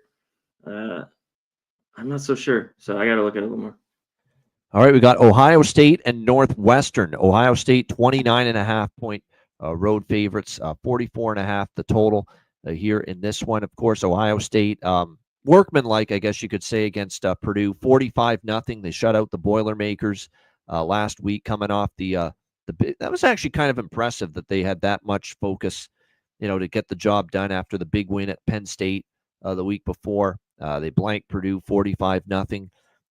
Will Howard, very solid, 21 of 26, 260 yards, 3 touchdowns, no interceptions. Travion Henderson, Quinshawn Judkins both ran the football effectively. Of course, Carnell Tate, Jeremiah Smith, the 2 great receivers, got in on the act, and they completely put the blanket over Hudson Card and the Purdue offense, but Purdue's terrible. So you don't want to give Ohio State and Ryan Day too much credit for that. Is Northwestern that much better? That's the question. They did beat Purdue. They are off a bye week here, Northwestern, and we'll see if that helps Northwestern in preparation for this game. So they've been at home. 2 times this year against Big Ten competition.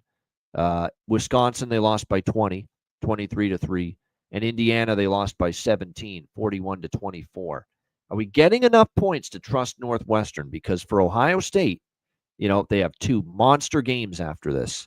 Indiana at home and Michigan at home, both in Columbus to finish the regular season.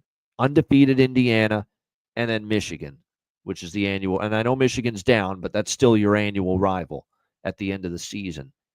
This might just be do enough to win this game on the road, get through it, move on. I've circled Northwestern to take the points with them. I don't know if I will. I'm still worried about how putrid at times the offense looks. But now Jack Losh has had a bunch of starts. You got to hope coming out of a bye week, some extra practices help him a little bit, help the defense a little bit, even though they've got their hands full with a great experienced quarterback and Will Howard, obviously, who can throw, he can run.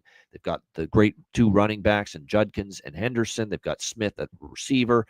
Not going to be an easy task for this Wildcats defense, but I think this spot points to maybe it being worth taking a shot here with Northwestern getting more than 4 touchdowns at home, considering Ohio State's got the huge games coming up at home after this, Indiana and Michigan. What do you think here, C-Mac, Ohio State, Northwestern? Yeah, and in years past, sometimes they've hung around with Ohio State. They've got their ass some games like at Maryland, like in the last couple of years, where they have these big games coming up, but before that they would play at Maryland and they'd win by 7 or 10 or 13. Yeah. I'm kind of feeling that Northwestern can get to at least within 28 4 scores here. We'll see. Well, we look at Iowa, they lost 40-14, Indiana 41-24. As long as Ohio State's defense is great, if you're to tell me they get 14, I think they can cover this. Can they score a couple touchdowns in this game? Yeah, I kind of think so too. I just haven't gotten involved except the Oregon game in with Ohio State really at all. And look, they blew out Purdue last week. That was just easy one, and that was one they were up early. They've struggled. We talked about before sometimes in first halves. Maybe that happens here. So yeah, I lead Northwestern a little bit, plus 30. C-Mac leaning to Northwestern here as well. All right, we got Rutgers. Speaking of Maryland, great segue. We've got Maryland in the next game here. Laying 6 at home in College Park against Rutgers. We've got Maryland 6-point home favorites, 51 the total in this game. Signs of life from Rutgers and Greg Schiano's team last week against Minnesota.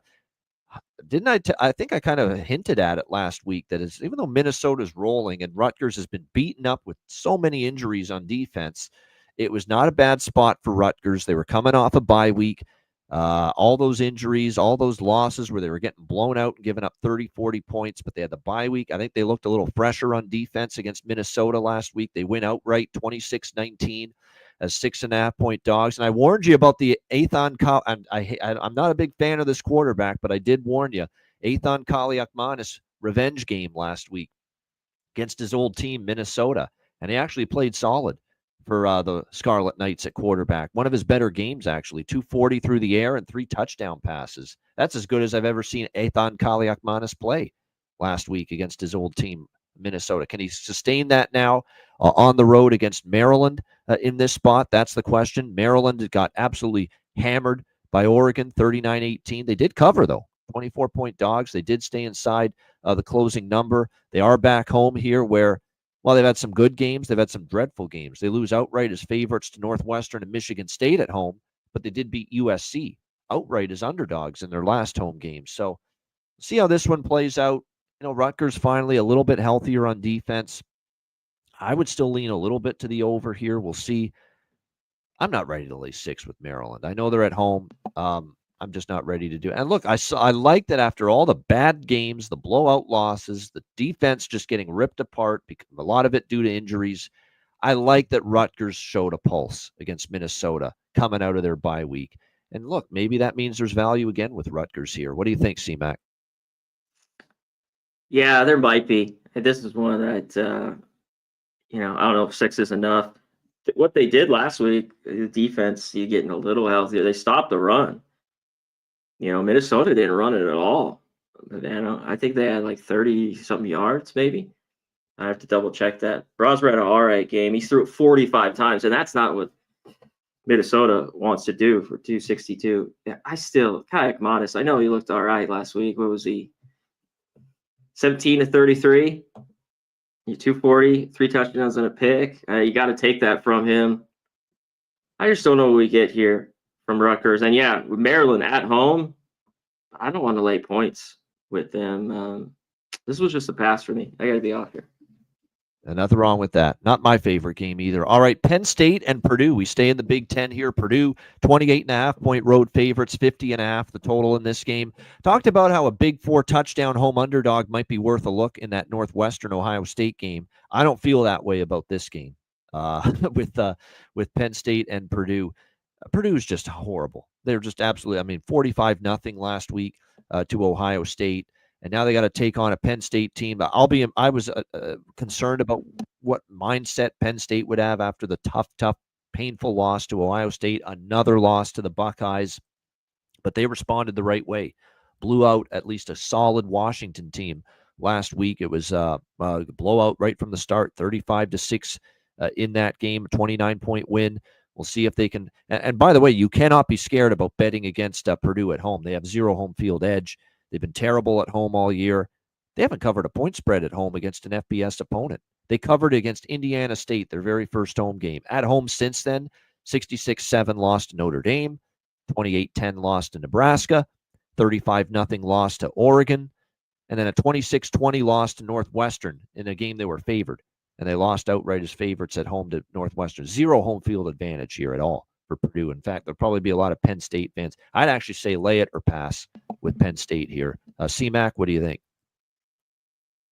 Purdue's been the worst home field team in like all of college football the last 2 years. They have been pathetic. I don't know how they do much here at all. They didn't score against Ohio State. They didn't score against Oregon.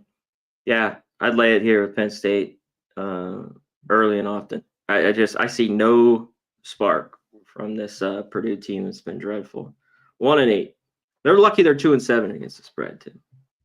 Yeah, there's no question. And by the way, their defense is awful. We've seen that all year, and Hudson Card ain't it at quarterback for that offense either. So yeah, it feels like it's going to be a long day for Purdue in that game against Penn State. This is an interesting one. This is a late night game, Saturday night in the Big 12. The undefeated, miraculously, man, if they're like the Kansas City Chiefs of college football this year, this BYU Cougars team. They just keep avoiding every single scare and somehow managing to walk that tightrope and remain undefeated. They pull one out from their asses against Utah in the Holy War last week. Controversial calls aside, Utah can't have that bad offensive fourth quarter and expect to win. BYU came back, and they got the game-winning field goal in the final seconds to remain undefeated. Now they're back home. The Provo Magic, how good they have been, obviously, on this home field all year. No question. Not easy to win in Provo. And this is a late night game on Saturday, 7 p.m. Pacific, 10 p.m. Eastern. So that really strengthens the home field advantage for BYU here in Provo when they play close to home like this. So, again, not easy to win here. That being said, as good as they've been at home, they destroyed Kansas State here, destroyed Arizona here. The last home game was against Oklahoma State, who have had a down season, and they needed a last-minute touchdown to win that game by 3, and they didn't cover as 8-point favorites in that game. So this is a tough game because guess who all of a sudden has found some new life late in the season after all those heartbreaking, painful games how good could Kansas's season be if they had found a way to win some of those close games that they pissed away? They pissed away the Illinois game. They pissed away the UNLV game. They pissed away the West Virginia game, the TCU game, the Arizona State game. They could have won all of those games, and they'd be looking at 7 or 8 wins now instead of 3. But credit to Lance Leipold. Got this team to show, as painful as all those losses were, keep fighting is probably what he told his football team. And since the bye week after that Arizona State loss, they hammer Houston. They probably could have beat Kansas State. They lose by 2 against the Wildcats, and then they go on the back home and they take it to Iowa State last week, and the offense looks as good as it has all year with Jalen Daniels. He was great. Devin Neal running the football. Absolutely outstanding. Big performance, too, from Quentin Skinner at receiver for Kansas, 135 receiving yards in that game. So very impressive stuff for Kansas. They are red hot right now. And I get the feeling they're going to make life difficult on BYU. I haven't moved on this yet, but if this stays above a field goal, I know BYU's been an amazing story. We love Retzlaff, and we love the Lassiter, Chase Roberts tandem at receiver. We've talked about that. The defense has gotten better as the season's gone, although it's a pretty bad Utah offense they played last week. But at 3.5, I think Kansas is going to give them a game, and I'm tempted with the Jayhawks here. And BYU's been flirting with disaster the last few games with all these close calls. And that's another thing. They've had a lot of close calls, and if they have another close call, they may not cover as 3.5-point home favorites here. C-Mac, what do you think? Kansas, BYU? Yeah, Kansas finally playing some better football since that bye. With this game, I remember this game last year. Kansas covered barely, I want to say. Hold on. Just to look at it, because Daniels played in this 38-27. Yeah. 9-point favorites. Of course, they were at home. That was September last year. I think BYU remembers it. One thing with BYU, that was not a penalty down there. So they got to feel like, wow. I mean, they still had to go down, make the long kick to win it. But one thing, the defense hasn't looked great. I thought it looked solid on who they played, but for Oklahoma State, these teams, for even Utah to move the ball like they did, I know that was a huge game. Of course, the rivalry that they have, but BYU at night's not a place I want to fade them, but I think this could be different. And then every time you keep winning, there's just a bullseye on your back. You know what I mean? That they know they're undefeated. Kansas probably like, we could play with these guys. So yeah, this is a very interesting game late night in Provo. Yeah, it will be. And like I said, that's a dangerous game for BYU in their quest to remain undefeated. Yeah, I lean over in that game as well. I agree with you there, Daryl Turner. BYU's over team. Yep, I would go over in that game as well. Louisville and Stanford first. We got Louisville 20-point road favorites, 58 the total. Yeah, Stanford's one of those teams. They've had some ugly, just horrific blowout losses. They've also had some games where they've been somewhat competitive, like the Wake Forest game. But more often than not, it's been blowouts. 6 straight losses. It's really fallen apart, unfortunately, for them. 59-28 lost to NC State on the road in their last game. Both teams are off a bye week, so there's no advantage here. That's probably a good thing, because this could have been a letdown spot written all over it for Louisville after the win at Clemson if they didn't have the bye week. But they have the bye week. They can get that out of their system. Does Stanford flip the switch after a late season bye week? That's what you have to look for. I'm going to have to do some digging and see where Stanford's heads are at. You're 2-7. Even if you win out, you're not going bowling. Do they fight the good fight the rest of the way? If they do, maybe there's value plus 20 with them in this spot. But I don't know if I trust their defense right now. It's been so bad. And Tyler Shuck and the Louisville offense is very capable. I'd lean over. I'm probably just going to lean that way and stay off a side. What do you think here, C-Mac?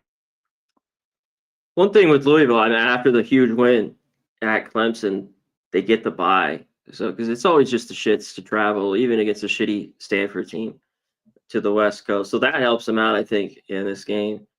And Stanford's just shown nothing. And one thing where they've been pathetic, that we talked about Purdue as a home team. This team, as a big dog at home, in the last few years, has not covered anything.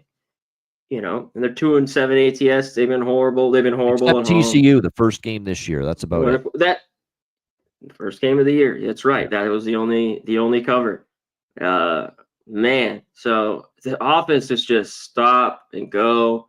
The defense is horrible. If Louisville comes to play, they win. But man, almost 3 touchdowns a ton here. Syracuse and Cal, another ACC matchup on the West Coast. How about that? That's the new era we're in, right? We're talking ACC football these last 2 games, and we're talking about two games in California. ACC with the word Atlantic in I it. miss the Pac-12. It's just ridiculous. Geography doesn't mean a damn anymore. We've got California, 8-point home favorites, 55.5 the total in this game. This is in Berkeley. This is another one. How do you not bet over? We kind of like Kyle McCord and the Syracuse offense, but I don't like their defense and the way they've played in recent weeks. I mean, that's not a good sign when Boston College, is kind of running it up on your defense like they did last week. And this Cal offense, man, even with Jaden Ott really not doing anything, just disappointing, for him. Expecting him to be a big component. But Mendoza's carrying this team with the passing game, and he continues to do that week in and week out. They've scored 90 points in the last 2 weeks against Oregon State and Wake, and they're also playing faster. They're playing at a faster tempo now, Cal. They've increased the pace a little bit in some of their recent games. So I think it's a clear over game for me. I think Fernando Mendoza and the Cal offense moves the football effectively against Syracuse defense that has now given up 41, 31, and 37 in the last 3 games.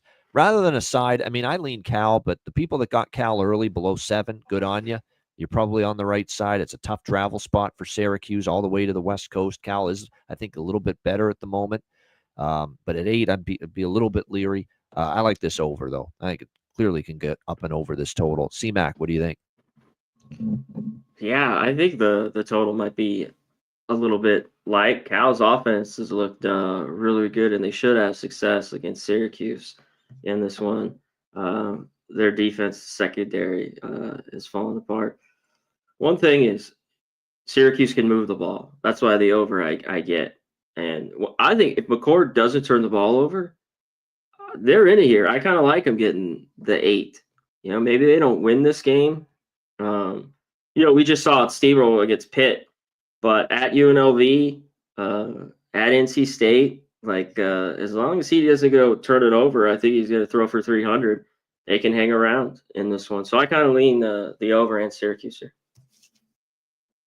Cal, the run defense is very good. The pass defense is much weaker for California. That's where we want it here. Yeah. And that's and that strength of Syracuse has always been throwing the ball this year with McCord. So I think it sets up perfectly for the over. Really like this over. All right, next up, we got Boston College and SMU, another ACC matchup. SMU 16.5-point home favorites, 54 the total. Boston College, look, Bill O'Brien's team, they've had their, I guess, sequence. You have to break up their season into thirds. The great start to the year. They really struggled then after that for a period of time. But now all of a sudden, the last few games here, they should have beat Louisville. They lose by 4 at home, and then they beat Syracuse 37-31. Defense still is a problem, though, for Boston College. We see them give up 42, 31, and 31 the last 3 games. They haven't been great as far as that defense. Now they got to deal with a SMU team that is playing now like the SMU team that we expected could be a playoff team, could win the ACC or compete in it. I mean, they've been a machine here. I know they escaped against Duke, but they beat Louisville on the road as dogs. They hammer Stanford. They hammer Pitt last week. They're off a bye week too, SMU. So Rhett Lashley's team with extra time to prepare. The move to Kevin Jennings has paid off. And, don't look now. Kevin Jennings is starting to throw the ball better. We always knew he can run, but he's starting to throw the football a little bit better as from a pocket passing standpoint. So, and SMU, look, I think there's that sentiment too. And we saw it against Pitt, C-Mac. They were running up the score in that game. When they were up 41-11 against Pitt, they're punching in a touchdown in the fourth quarter. I think style points, they're looking to get those, knowing that if they can pile on a margin, it impresses that selection committee for the college football playoff even more. So I'm not really rushing to step in front of this SMU juggernaut at the moment. It's a lot of points to lay, but not that excited about BC. And the one thing, too, about BC is a couple of these games on the road lately, they've been stomped. Virginia, they lose by 10. Virginia Tech, they get blasted by 21. If you can lose by 21 to Virginia Tech on the road, BC could lose by at least 17 here. What do you think here, Connor? Yeah, I mean, if SMU wins this, then at Virginia, a home game against Cal, I mean, they definitely want to put on. I guess it's technically their toughest game left, even though it's not the most toughest, most difficult game. Yeah. One thing when I was looking at Boston College, why they succeeded, last week. It cost a lot in and out. They ran the ball. They ran on Syracuse like 320 yards. That's what we just said on Cal. They haven't been running it. So we will see if that works out. But in this one, SMU's run defense is really, really good. 90, 50. They only give up 90 a game. Fifth in the country. And of course, Boston College averages 175. Pretty good. Can they have success there? In that Virginia Tech game, that was just all the turnovers. That was just 5 fumbles that were awful. SMU wins here at home. I think the number's a little bit too big here. I know they need the style points, but and watch if SMU turns the ball. We saw it the week before with Duke. They got away with that game. I mean, they had 4 or 5 turnovers of themselves. So I think BC here. I think this is too many points. The talent gap isn't that far between these two teams, I don't think. Yeah, no doubt. Well, we'll see. Like in the points there is CMAC with Boston College. All right, next up, we've got Tennessee and Georgia. Georgia 9-point home favorites, 48.5 the total. That was eventually going to happen to Georgia. The warning signs were there of what we saw against Ole Miss on Saturday. Carson Beck has regressed to alarming levels at the quarterback position. The whole offense has been stagnant. And there's been warning signs. I know they looked so impressive that night against Texas, but really since then, Georgia's gone right back to that. This offense is just totally underachieved and nobody more than the quarterback. I mean, that Florida game was that was so unimpressive against a Florida team that was mangled from an injury standpoint down to a third-string quarterback, and they were still life and death to beat Florida a couple weeks ago. The writing was on the wall that Georgia was vulnerable against Ole Miss. It was Lane Kiffin finally good enough to step up and take advantage of it, and they did. And the more amazing part about Georgia's offensive struggles, Beck struggling, 20 of 31, 1 interception. They couldn't run the football. What was even more amazing about that was that, Dart got banged up in that game as well against Ole Miss, and yet there they are still in complete and utter control there in that game. 28-10 against Georgia. No offense to speak of after the opening drive touchdown from Georgia, and they did absolutely nothing after that. The rest of the game on offense. How do you lay 9 with them? And where's their mentality at now coming into this game? Because for Georgia, they're not out of it still. I mean, they still only have 2 losses, but how do you lay points with this offense right now? I mean, even in the Texas game, they were a dog, but you know what they are as favorites? Absolutely pathetic. They have not covered laying points as a favorite since the Clemson game, the very first game of the year. They are on a 0-7 run as against the spread as favorites since the Clemson win in week 1 of the season. How do you lay points with this group? I can't do it. Tennessee's got issues too, but they had a workmanlike, solid 33-14 win against Mississippi State. Iamaleava, he isn't completing many passes, but the passes he is completing are big ones. They're relying a lot on Dylan Sampson running the football. The defense has played really well, though, for Tennessee the last 4 weeks. The defense alone, throw out what Iamaleava and the offense is doing, because the offense hasn't been lighting it up for Tennessee the last few weeks. But the defense has been very good since the actually, they've still yet to give up 20 points in a game this year, CMAC. I'm looking at it. Not once have they given up 20 points in a game. Even mighty Alabama, which just put up 40s, might still be scoring, actually, in Baton Rouge right now against LSU. Yeah. Even that Alabama offense, which just exploded for 40 against LSU, they only scored 17 points against this Tennessee defense. So I could only look Tennessee here, plus the points. How can you have faith in Carson Beck, who looks broken at the quarterback position? How do you have faith in this offense laying 9 points right now? I sure as fuck don't. What do you think here, CMAC, Tennessee, Georgia? Yeah, this is gut check time here for Georgia. What kind of team they have? Kirby Smart does. Making himself look like an ass, too. Jake Pope, who decides even after his team, he plays for Georgia, his team loses to Ole Miss, a potential blow to their playoff hopes and SEC championship hopes, and he's jumping up and down, celebrating with a buddy of his just because he goes to Ole Miss and plays there and or not plays there, but attends the school and it's a childhood friend. We're going to celebrate Ole Miss just because he's a childhood friend who goes to Ole Miss. What a fucking horrible look. What a terrible thing to do. What a brain dead, dumb thing to do by Jake Pope there at the end of that game. He should be getting scalded for it and ripped for it. What a stupid thing to do.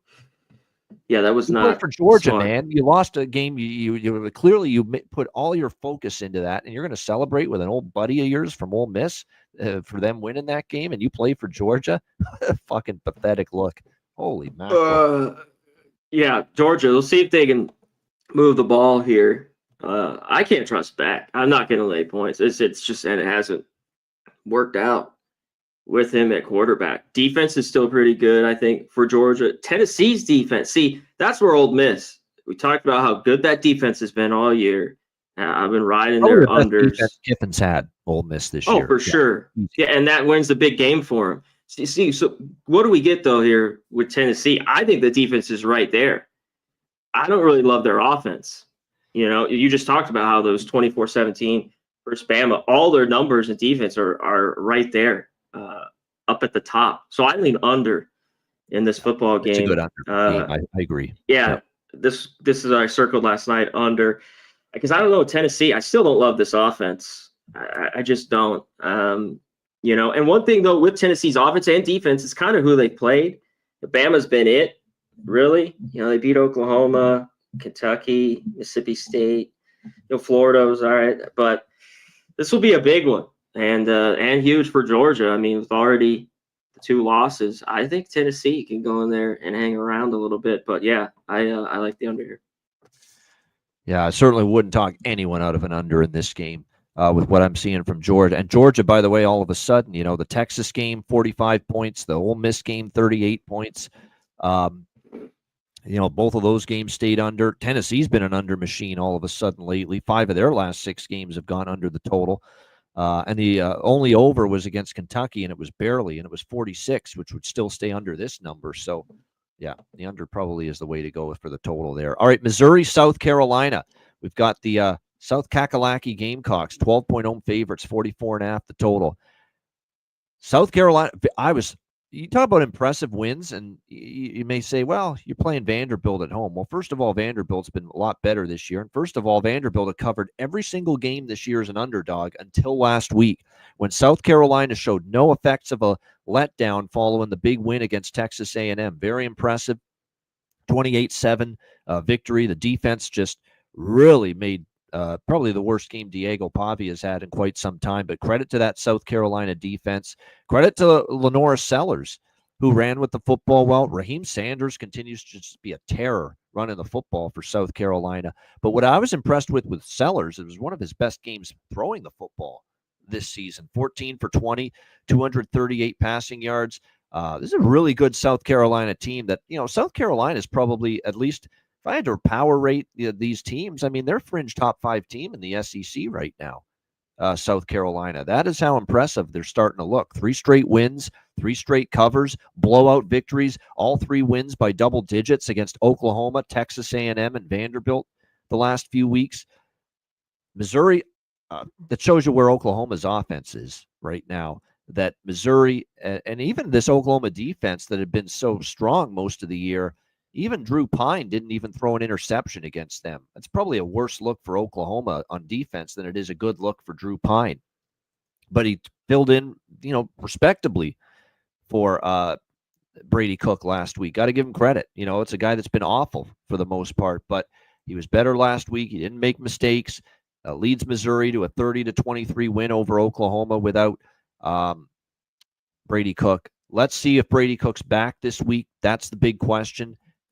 If it's not Brady Cook and they have to go with Drew Pine again this week, Connor Mack, I'm willing to say Drew Pine's going to look like the Drew Pine we know well here in this game against this South Carolina defense. I think he's really going to struggle on the road against this team. I'm interested in laying the points with South Carolina if it's Drew Pine, but again, I'm waiting to see if that is indeed a confirmation. I'm going to wait to see find out who the quarterback from Missouri is going to be in this game. Probably would lean to the under as well. C-Mac, what do you think? Missouri, South Carolina.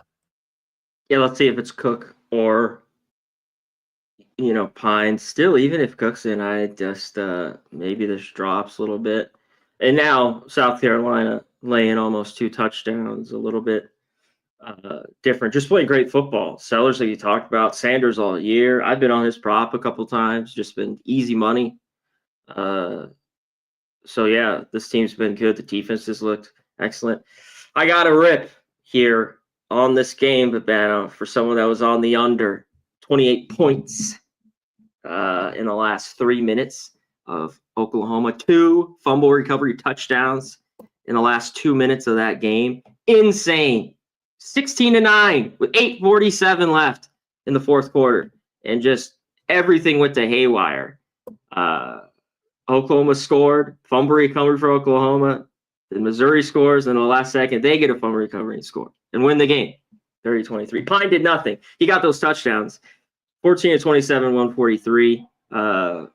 Missouri defense is still, I don't think, horrible, but craziest game. One of the shittiest losses I've had in a while. I had to vent on that real quick, but that's it.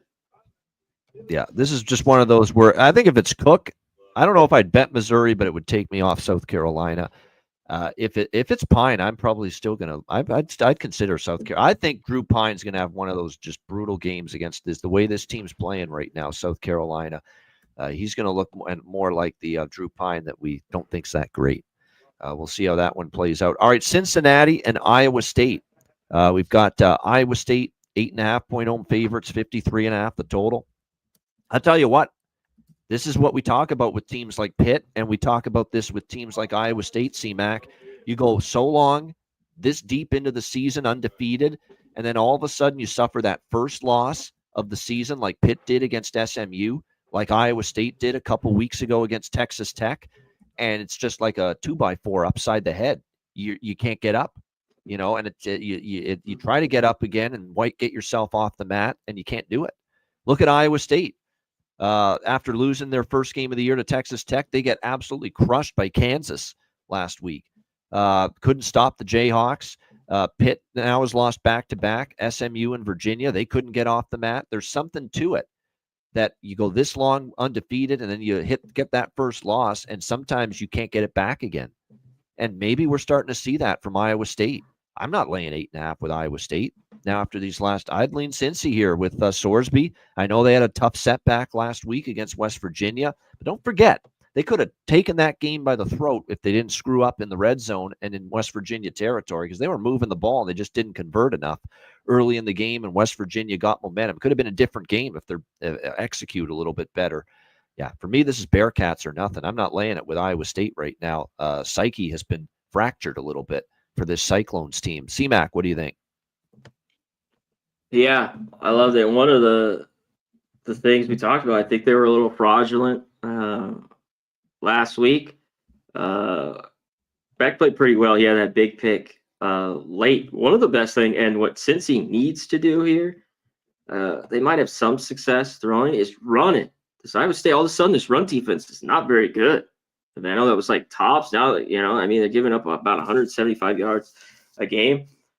I don't know how you want to lay it. Iowa State's here at home. I don't think they're very good. They've just the defense, and it's made these games have more points too. 2 of the 3 have gone over. I think we could get some points in this one. It could sneak over maybe. So I lean over and lean the points with Cincy. I think so too, especially with it being in the low 50s. This would be Cincinnati in the over for me in this game. And by the way, let's not forget, even before the 2 losses in a row to end the undefeated season, Iowa State escaped by the skin of their teeth against UCF right before that, and they didn't cover. So they're actually 0-3 against the spread their last 3 games. Iowa State beat them last year too, 30-10 at Cincy. So redemption time. I'm taking the points there. I'm with you too. I would lean over as well. All right, next up we've got Virginia and Notre Dame.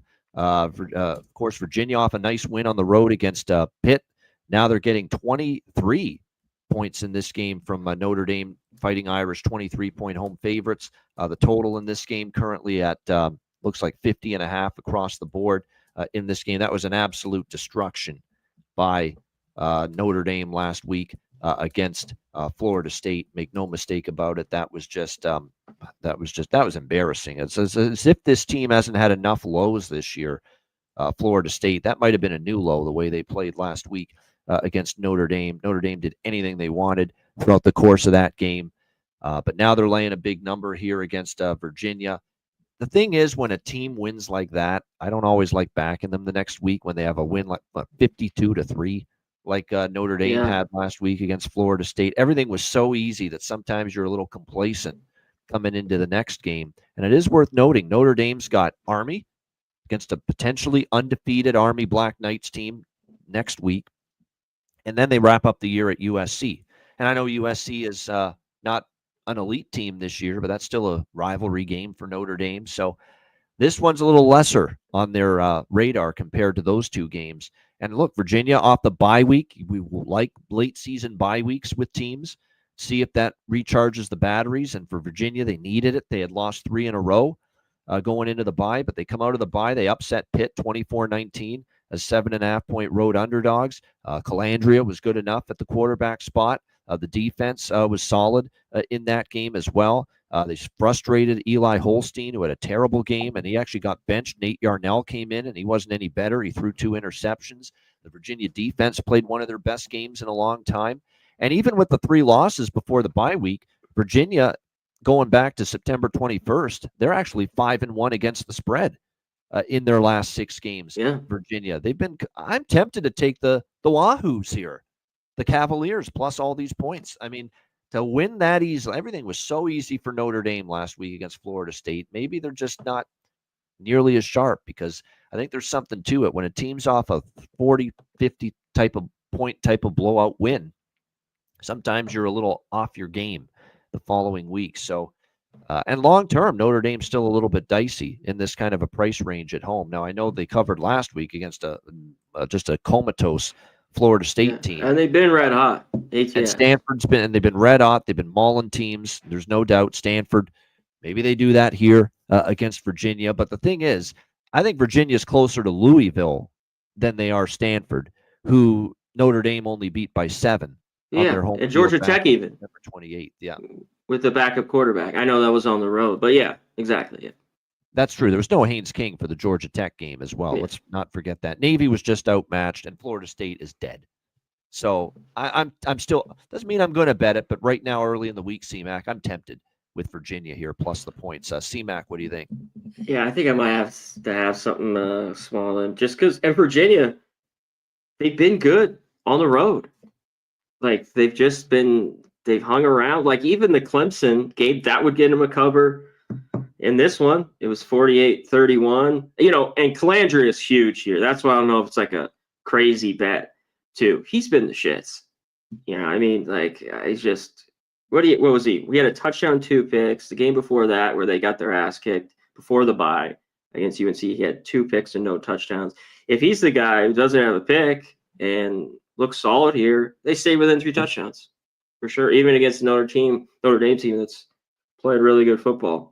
And probably the best ATS I've seen him run in a while, too, the banner for Notre Dame.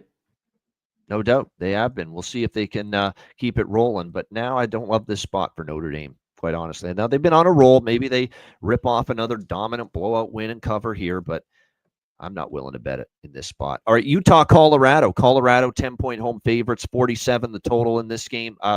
It's becoming to the point now with, I can't believe I'm saying this about Utah and Kyle Whittingham and just the incredible run it's been, but they're almost at the point now you can't back them. I mean, they've just really struggled that much. 5 straight losses. They did cover, though, against BYU, but they lose at the last second, heartbreaker. Now they got to go on the road and face this piping hot, scorching hot Colorado team. Good luck with that. And look, at what's incredible about Colorado is after a slow start, and they were down 13-10 at halftime, whatever Dion said to them at halftime worked. Because I'm like, how do they only have 10 points at halftime against this Texas Tech defense, knowing the secondary is so bad for Texas Tech, and the strength of Colorado is Shedeur Sanders and Travis Hunter and LeJontay Wester and Jimmy Horn Jr. and all those great receivers? How the hell do they only have 10 points against this secondary? Well, they fixed that in a hurry. My gosh, touchdown, touchdown, touchdown, field goal, touchdown. pretty much in the second half, and they romp over Texas Tech 41-27. Game goes over. That was a great game for me. I had Colorado laying the points. I had Colorado team total over. I had the full game over. So Colorado treated me well in that game. They are rolling, and credit to Dion. This is finally the Colorado Buffaloes that I think people were hoping to see. 7-2 straight up, 7-2 against the spread. This is another lay it or play it for me. Lay it or don't play it for me, I should say. A 7-0 ATS run for Colorado. I don't know what Utah's got left in the tank. That was a gut-wrenching loss to BYU last week. They wanted to play spoiler. Now you got to trust this offense on the road with fucking little Zach Wilson at quarter. It wasn't even little Zach Wilson It's last Rose. week. It was Brandon Rose. And he's not great, to be quite honest with you, either. 12 of 21. 112 yards, and it's not a whole lot better than what Isaac Wilson was given this offense. So this is either lay it or don't bet it for me. C-Mac, what do you think? See if Colorado can do it. I thought Colorado got a ton of calls in that game too, and that fumble in the last 40 seconds where Sanders got in the end zone, got that over in that game. So one thing I still think Utah can hang around in the trenches in this one, but Rose is the big question mark. Like, what can he do here in this offense? Like, I need under in this game. And one thing, Colorado, especially in the last, 15 years or so, Utah's just owned them. Of course, they've had the better team most of the time, Havana, so, I'm sure Colorado wants to win here. But laying 10.5, I don't know. I'd just rather look at this under. I think this game could stay under the total. All right, looking at the under here for CMAC with Utah and Colorado. All right, LSU, Florida. LSU 4-point road favorites, 55 the total. I mean, total coaching disaster for Brian Kelly. That's now 2 weeks in a row, man. Like, seriously, what is this coaching staff doing on the sideline? What are they doing, LSU? You faced Marcel Reed, who came into the game when Wegman was struggling against Texas A&M, and it's like your fucking defense had never seen a read option or a quarterback. They just did it again, though. Yes. Just did it again in Alabama. That's all Milroe had to do. Yes. That's it. And this fucking ran for fucking wild. Crazy. I know. Insane. And you would think if you're a coach that's worth your salt, in at least even just a little bit, you're worth your salt as a head coach. You would figure a way to plug the hole and say, you know what, quarterback run, we're shutting it down, boys. That's going to be the focus in practice leading up to the Alabama game after what A&M did, that we're going to shut down the RPO game. We're going to shut down the quarterback run. And the opposite happened. Jalen Milroe went wild running the football against that LSU defense. You want to talk about why Brian Kelly is not believed in as in the big game and why people still think that any success he's had has been more the players, not so much him. That game stands out. How do you give up 185 rushing yards and 4 rushing touchdowns to Jalen Milroe after the quarterback run killed you the game before that against A&M? Do you not care about making adjustments? Do you not care about trying to fix what went wrong the previous game? Or are you that shitty of a coach? And is your staff that bad? That's what this has got to be soul searching and self-evaluation time for Brian Kelly. How do I allow that to happen again after the quarterback run got my team killed against A&M? It totally turned that game around against the Aggies. You got to think after that, hey, let's fix the quarterback run on defense and make sure we got our defense ready for the quarterback run. It's almost like they didn't even think it was going to happen or didn't even plan for it. Such awful coaching. Seriously, awful coaching for LSU, and it was just a disgrace for them. And look, I'm talking like I'm mad when I shouldn't be, because I actually had Alabama in that game, and I know LSU had that great run at home and in Baton Rouge, great, especially at night at home. But I didn't trust the coach. I just thought Kalen DeBoer versus Brian Kelly was a coaching mismatch, and it proved it was. You could have put it in neon lights. And then it came totally to fruition last week. It was a coaching mismatch. Kalen DeBoer coached the living shit out of Brian Kelly last week in that game as far as preparation, being ready to play, knowing what the other team was going to do. It was all Alabama. There's no way I'm laying points with this guy and this team now on the road. I'm not doing it. Now, the one concern is Florida's a beaten-up mess down to what? Well, Lagway They said he was going to try to play. He didn't even get on the field really last week. It was mostly Aiden Warner. He was not good. 2 interceptions, sub 50% completions. I cannot back Florida with him at quarterback and all the injuries they're dealing with, and they got rocked by Texas.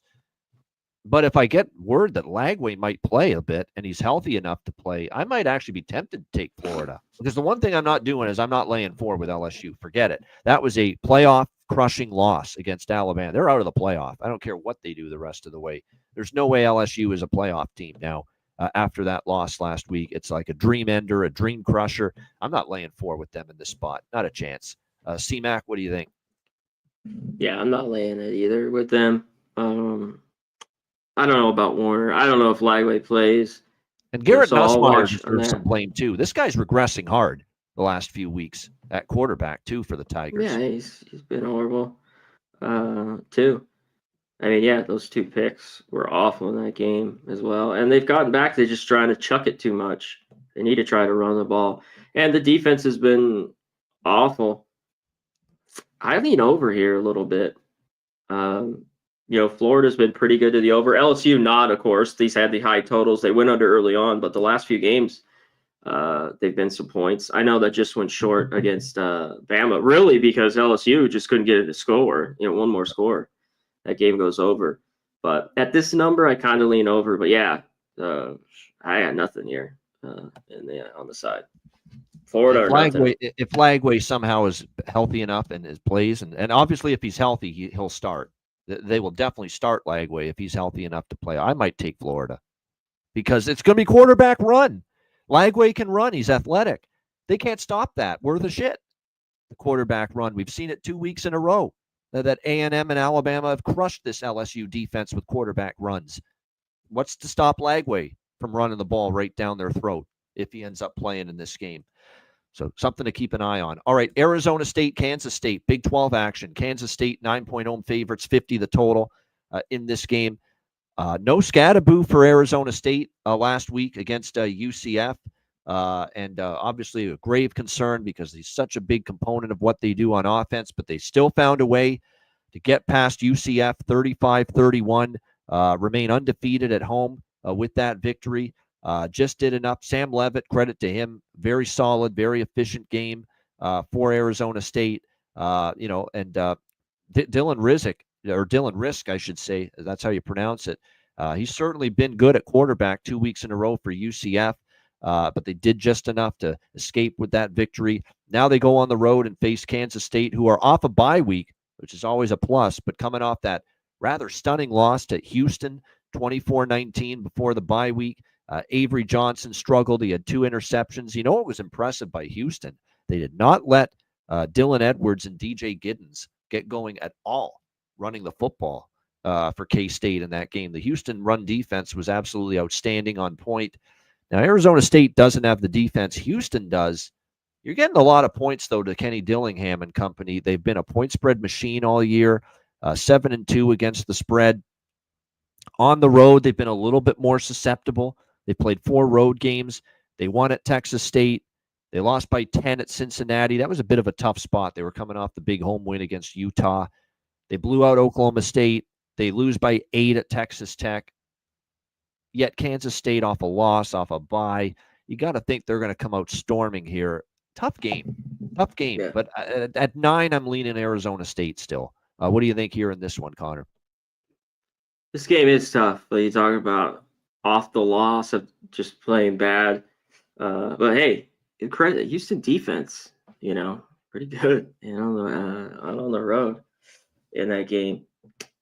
They should have their way too here running the football. K-State at home. Yes. At home's just where I've wanted to back them. They're just not that they were horrible throughout the year on the road, 3-2, but this is where I want to take them. The thing is, Arizona State's been able to stay in games. Yes. At times even on the road. But I don't know. This seems like a clear kind of K-State gets right. It could be a tough loss for Arizona State. I don't know. They just had a, they could just hang in there. So I lean K-State here, laying it tonight. Now, they're not completely out of the Big 12 championship race yet. Arizona State, well, Kansas State, they lose the tiebreaker as well to Colorado, so they need a lot to go right at the moment. But still, nevertheless, it's, to have any sort of hope, you got to win this game, both of these teams. Like I said, the only thing that I fear, I want to take ASU again, but my fear is, again, the off a loss and a bye at home, and they've been good at home this year, Kansas State, most of the season. So I'm not sure this is the right spot to jump in, the best spot to jump in and take the Sun Devils again here in this one. All right, next up, we've got only a few games left. We've got Michigan State and Illinois. Illinois 3-point home favorites. The total in this game currently at 47.5, pretty much across the board in this one. This is an interesting one. You've got obviously Michigan State with Jonathan Smith catching points. That's usually something I am often interested in. Even though I still think back to that Michigan game where he kind of let me down a little bit in that one. But nevertheless, Aiden Childs is like a Forrest Gump movie, box of chocolates. Never know what you're going to get from Aiden Childs 1 week to the next. We know there's some talent there. As he continues to build experience, he's going to get better. But obviously, he had a tough day against Indiana, 47-10 before the bye week. Both of these teams off a bye week, so there's no advantage either way. Illinois coming off a 25-17 loss to Minnesota, their second straight loss. They got blown out by Oregon the week before that. Michigan State's off back-to-back losses too. It just comes down to who do I trust more coming out of a bye here, Bielema or Smith from a coaching standpoint. I think I trust Smith a little bit more. I think it's a very close game either way. And people bet Michigan State off the open. Because this did open with Illinois 4-point favorite. It's down to 3. I agree. I think that's the correct move initially, especially if you can get more than the 3 with Michigan State. I would definitely lean in that direction. What do you think here, C-Mac? Yeah, I like the under in this game. Two teams, you talked about off a bye, but both off 2 losses. Both can need a win in this one. Illinois, you talked about plays like a box of chocolates. Both these quarterbacks, I don't know what we're gonna get consistently. That's why it's just like the up and down of them. I'm like, even Altmaier's regressed the last couple games for Illinois. He's been back to his ways. He was solid early on. Bullshit. But I think at this number it's a little bit too high. 47.5, 48. I think we see a ton of running. Defenses should be pretty solid. Illinois, too, has been good to the under really all year. They had that crazy game with Purdue, but a lot of their games I've been on, at least 3 of them, they've all cashed. I think this is a little high, too. So, All right, next up, we've got Nebraska and USC. USC 9-point home favorites. The total in this game currently sitting at 50.5 across the board. USC off a bye, Nebraska off a bye as well. Both of them off losses. USC 26-21 loss to Washington on the road before the bye. Nebraska 7.5-point favorites at home, losing 27-20 to the UCLA Bruins. And Dylan Raiola, a hype train, has come to a halt. It is grounded at the station. He has not been great the last couple of games. The run game with Dowdell has been shut down. And Nebraska, during the bye week, Matt Rule firing the offensive coordinator, demoting him, and bringing on board Dana Holgorsen, brought on board, former Houston, West Virginia head coach, as the new offensive coordinator. I'm not a fan of him. There's no question about that. But he is taking over. Certainly not as a head coach. I will say this, as an OC, that's where he should be. Yeah. He's not bad as far as an offensive mind is concerned, and they need something to spark this offense. Because this offense has been dreadful, Nebraska, since early in the season. So both teams off a bye. Nebraska's making the switch in offensive coordinator and play caller. Dana Holgorsen's going to take over. One thing we're going to see is a little bit of a change in scheme here. Nebraska's been plotting, run-heavy type of offense this year for the most part. With Holgorsen, he likes more of a spread offense, throw the ball a little bit more. I think maybe we see that, try to accentuate some of the skills that Raiola has. I could see that here, maybe open things up just a little bit. And we know USC's defense isn't great, and they certainly haven't played as well later in the season as they did early on. And meanwhile, you look at the other side of the ball with USC's offense, which, look, didn't have their best game against Washington. But Miller Moss, when he's on his game, is still capable. And Nebraska's defense is kind of falling apart. Indiana puts 56 on them. UCLA with Garbers in Lincoln moves the football up and down against Nebraska in that game and scores 27 points. I think this is a sneaky over with USC's offense, which is better than their defense. And I think now with Nebraska, their defense regressing, and now you change play callers. You go to Holgerson. I think they could open things up a little bit, play a little faster, throw the ball a bit more. Sneaky over. I don't want either side. I don't want Nebraska right now the way they're playing. I'm sure as hell not laying 9 with Lincoln Riley and their defense, USC. So I think the over is the best option in this game, a sneaky one to go over the total. What do you think here, C-Mac? Nebraska, USC. Yeah, like when you look at the numbers, both these defenses are all right, but we know what SC does late in games, and Nebraska's not the same as they were early on. So when you look at that, I lead to the under more, but I could see where there could be points. Let's see if Nebraska can do anything. They cover this game and are in it. If they get going and just kind of throw the rock around, change up this offense, because you just talked about it. After they beat Purdue, which wasn't 28-10, they scored 7 or 14. They won 14-7, but 7, 17, and then 20. That's been awful. They got to do more. And if they get in the mid-20s, this game goes over, like you talked about. I don't know if it can happen, but SC laying these points, they're better at home. I have to give them credit. They've been the whole just dog shit on the road, where they just lose everything late. I kind of lean Nebraska, team I never bet. And usually they're never a dog like this. Man, I kind of lean them, especially if I could get 10. I don't know if it gets there, but I lean their way. And we're steer clear again to cashing this Nebraska win total under. Horrible. So easy. No doubt. Cashing it every year. Everyone out there. Yep. Again, they fall short of expectations. What else is new? 5-4 this Sunday. Although they can get bowl eligible if they win this game. But again, big if. They've got USC, then they got Wisconsin and Iowa. They could go 0-3 in all 3 of those games. None of them are a cinch for Nebraska, but all they need is 1 to get bowl eligible. I think if somehow Matt Rule doesn't screw up bowl eligibility, it's still a step in the right direction for him in the program. But they got 1 more win still to get. Baby step. Baby step, maybe? Baby step, yeah. Baby step, okay. It's better than the last few years. I know. Now, even though it ain't much, especially with the way they started. Everyone was just thinking, wow, look at this team after they beat Colorado at home, and it's been not the same really ever since then. I'm with you. Maybe with the change in the play caller and Rule catching points and USC's defense being spotty enough laying points, maybe Nebraska could be the better side option in that game. +9, we'll see. All right, Oregon, Wisconsin. Oregon 14-point road favorites. The total in this game at 52 across the board. Obviously, when you talk about Oregon, they continue to roll along nicely. And what's really been rolling along nicely for Oregon, more so than anything, is betting Oregon in the first half. Now, last week in the first half, they were up 21-10. I think they just narrowly missed covering in the first half last week, but for the most part, they've been an excellent first half team. We'll see if that carries on. Now, Wisconsin's off a bye, but they're regressing hard. Braden Locke is regressing hard at the quarterback spot. I don't trust him. Even with a bye week for Luke Fickell and this team, I don't trust Wisconsin here against Oregon. Keep in mind, too, Oregon on the road this year, pretty impressive. 49-14 against Oregon State, 34-13 against UCLA, 35-0 against Purdue, 38-17 against Michigan. They have won every road game by a big margin. I lean Oregon first half here.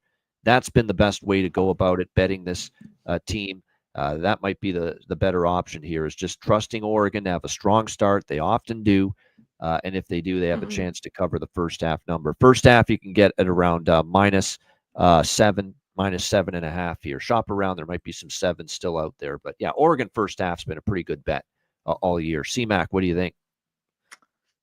Yeah, I don't mind. I mean, Oregon just hasn't had, other than the Ohio State game, no trouble even going on the road. So I get it. Can we get a big game here with Wisconsin at home after back-to-back losses, now after the bye? The Locke's got to take care of the ball if they want to be in this. I can't get there. I know Oregon kind of scored that late touchdown, covered versus Michigan. Like it's like this seems similar, this type game. Like Oh, Dan Lanning's 31, taken the foot 17. off the gas pedal repeatedly this year in the second half. Even the Purdue game. That was the all only their one scoring was in the first where he half. scored that touchdown late. Normally, yeah, he lets all the troops, but that game he put that touchdown in. Yeah. But I kind of see it like right around this number. I mean, I just don't want to go against Oregon. I think this Wisconsin team's all right, but they are who they are here. They're 5-4. They're 3-6 ATS. Can they get enough here? Biggest thing is I think get a couple turnovers and see if they can get this offense going. If they do, they could be in this game. Just not a lot of trust from the Badgers, especially lately. Before the bye, the game they just looked horrible.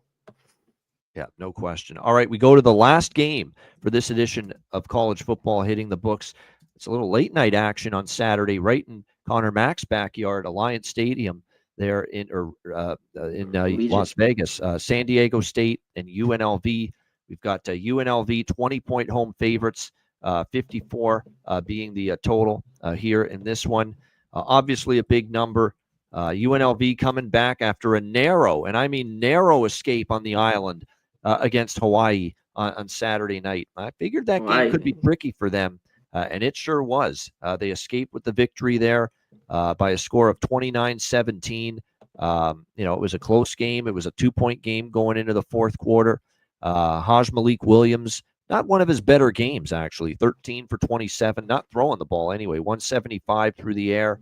Not a great completion rate. He was great with his legs, though. 122 rushing yards. Jaden Thomas as well, outstanding. I mean, Ricky White. It's still another great game from him. 128 receiving yards and 1 touchdown. He'll be on Sundays. You'll see him. He's going to be an NFL receiver. There's no question about that. The question is, do you want to lay 20? I mean, Barry Odom's team, what a story. They've been 7-2. The only loss in conference play was Boise at home. But suddenly they're just 1-4 against the spread their last 5 games. The betting markets now have caught up to how good UNLV is. So are you getting value with them? The problem I have with taking San Diego State here is, some of these road games, like Cal blows them out. Boise State beat them by 32. It's not easy to take the points with San Diego. Danny O'Neal is showing some progress, but he's still a very raw, mistake-prone quarterback at times, not always accurate. Throwing the football for the Aztecs. They're trying still to get comfortable in the up-tempo Sean Lewis system, and it's been an adjustment period.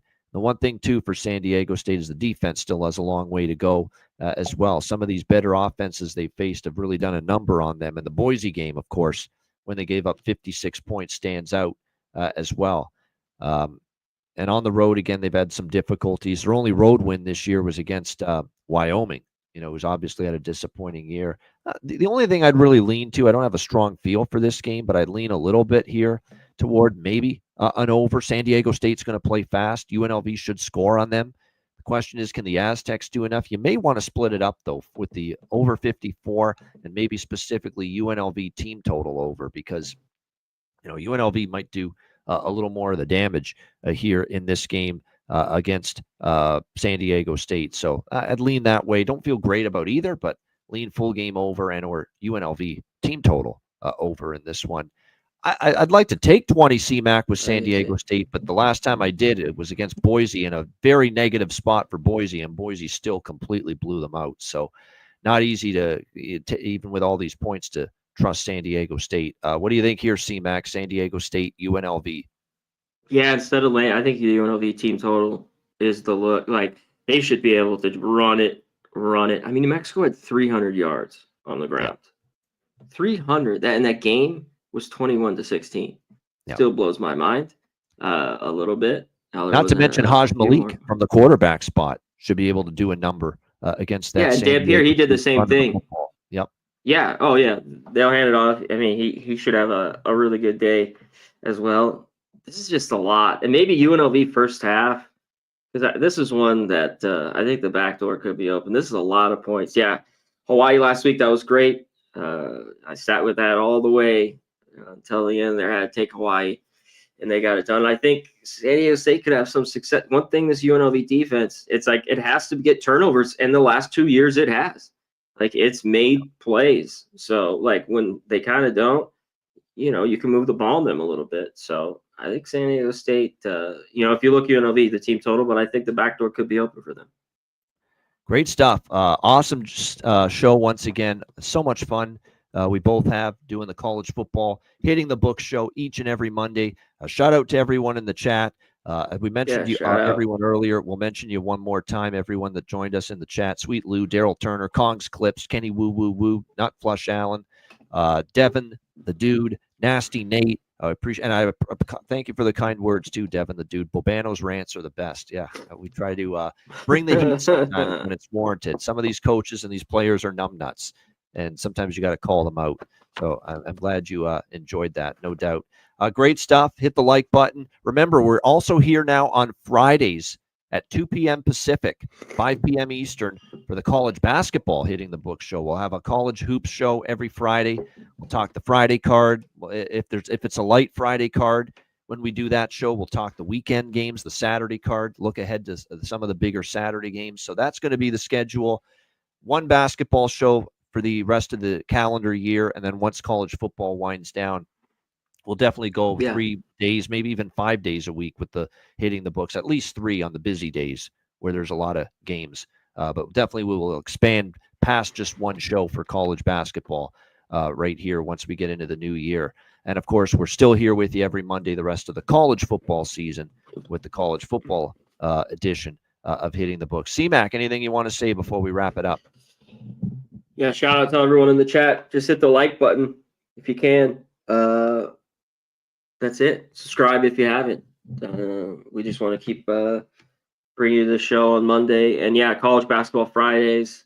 And maybe in like 3 weeks or so, we'll start going to maybe a couple more days once the college football slows down a little bit.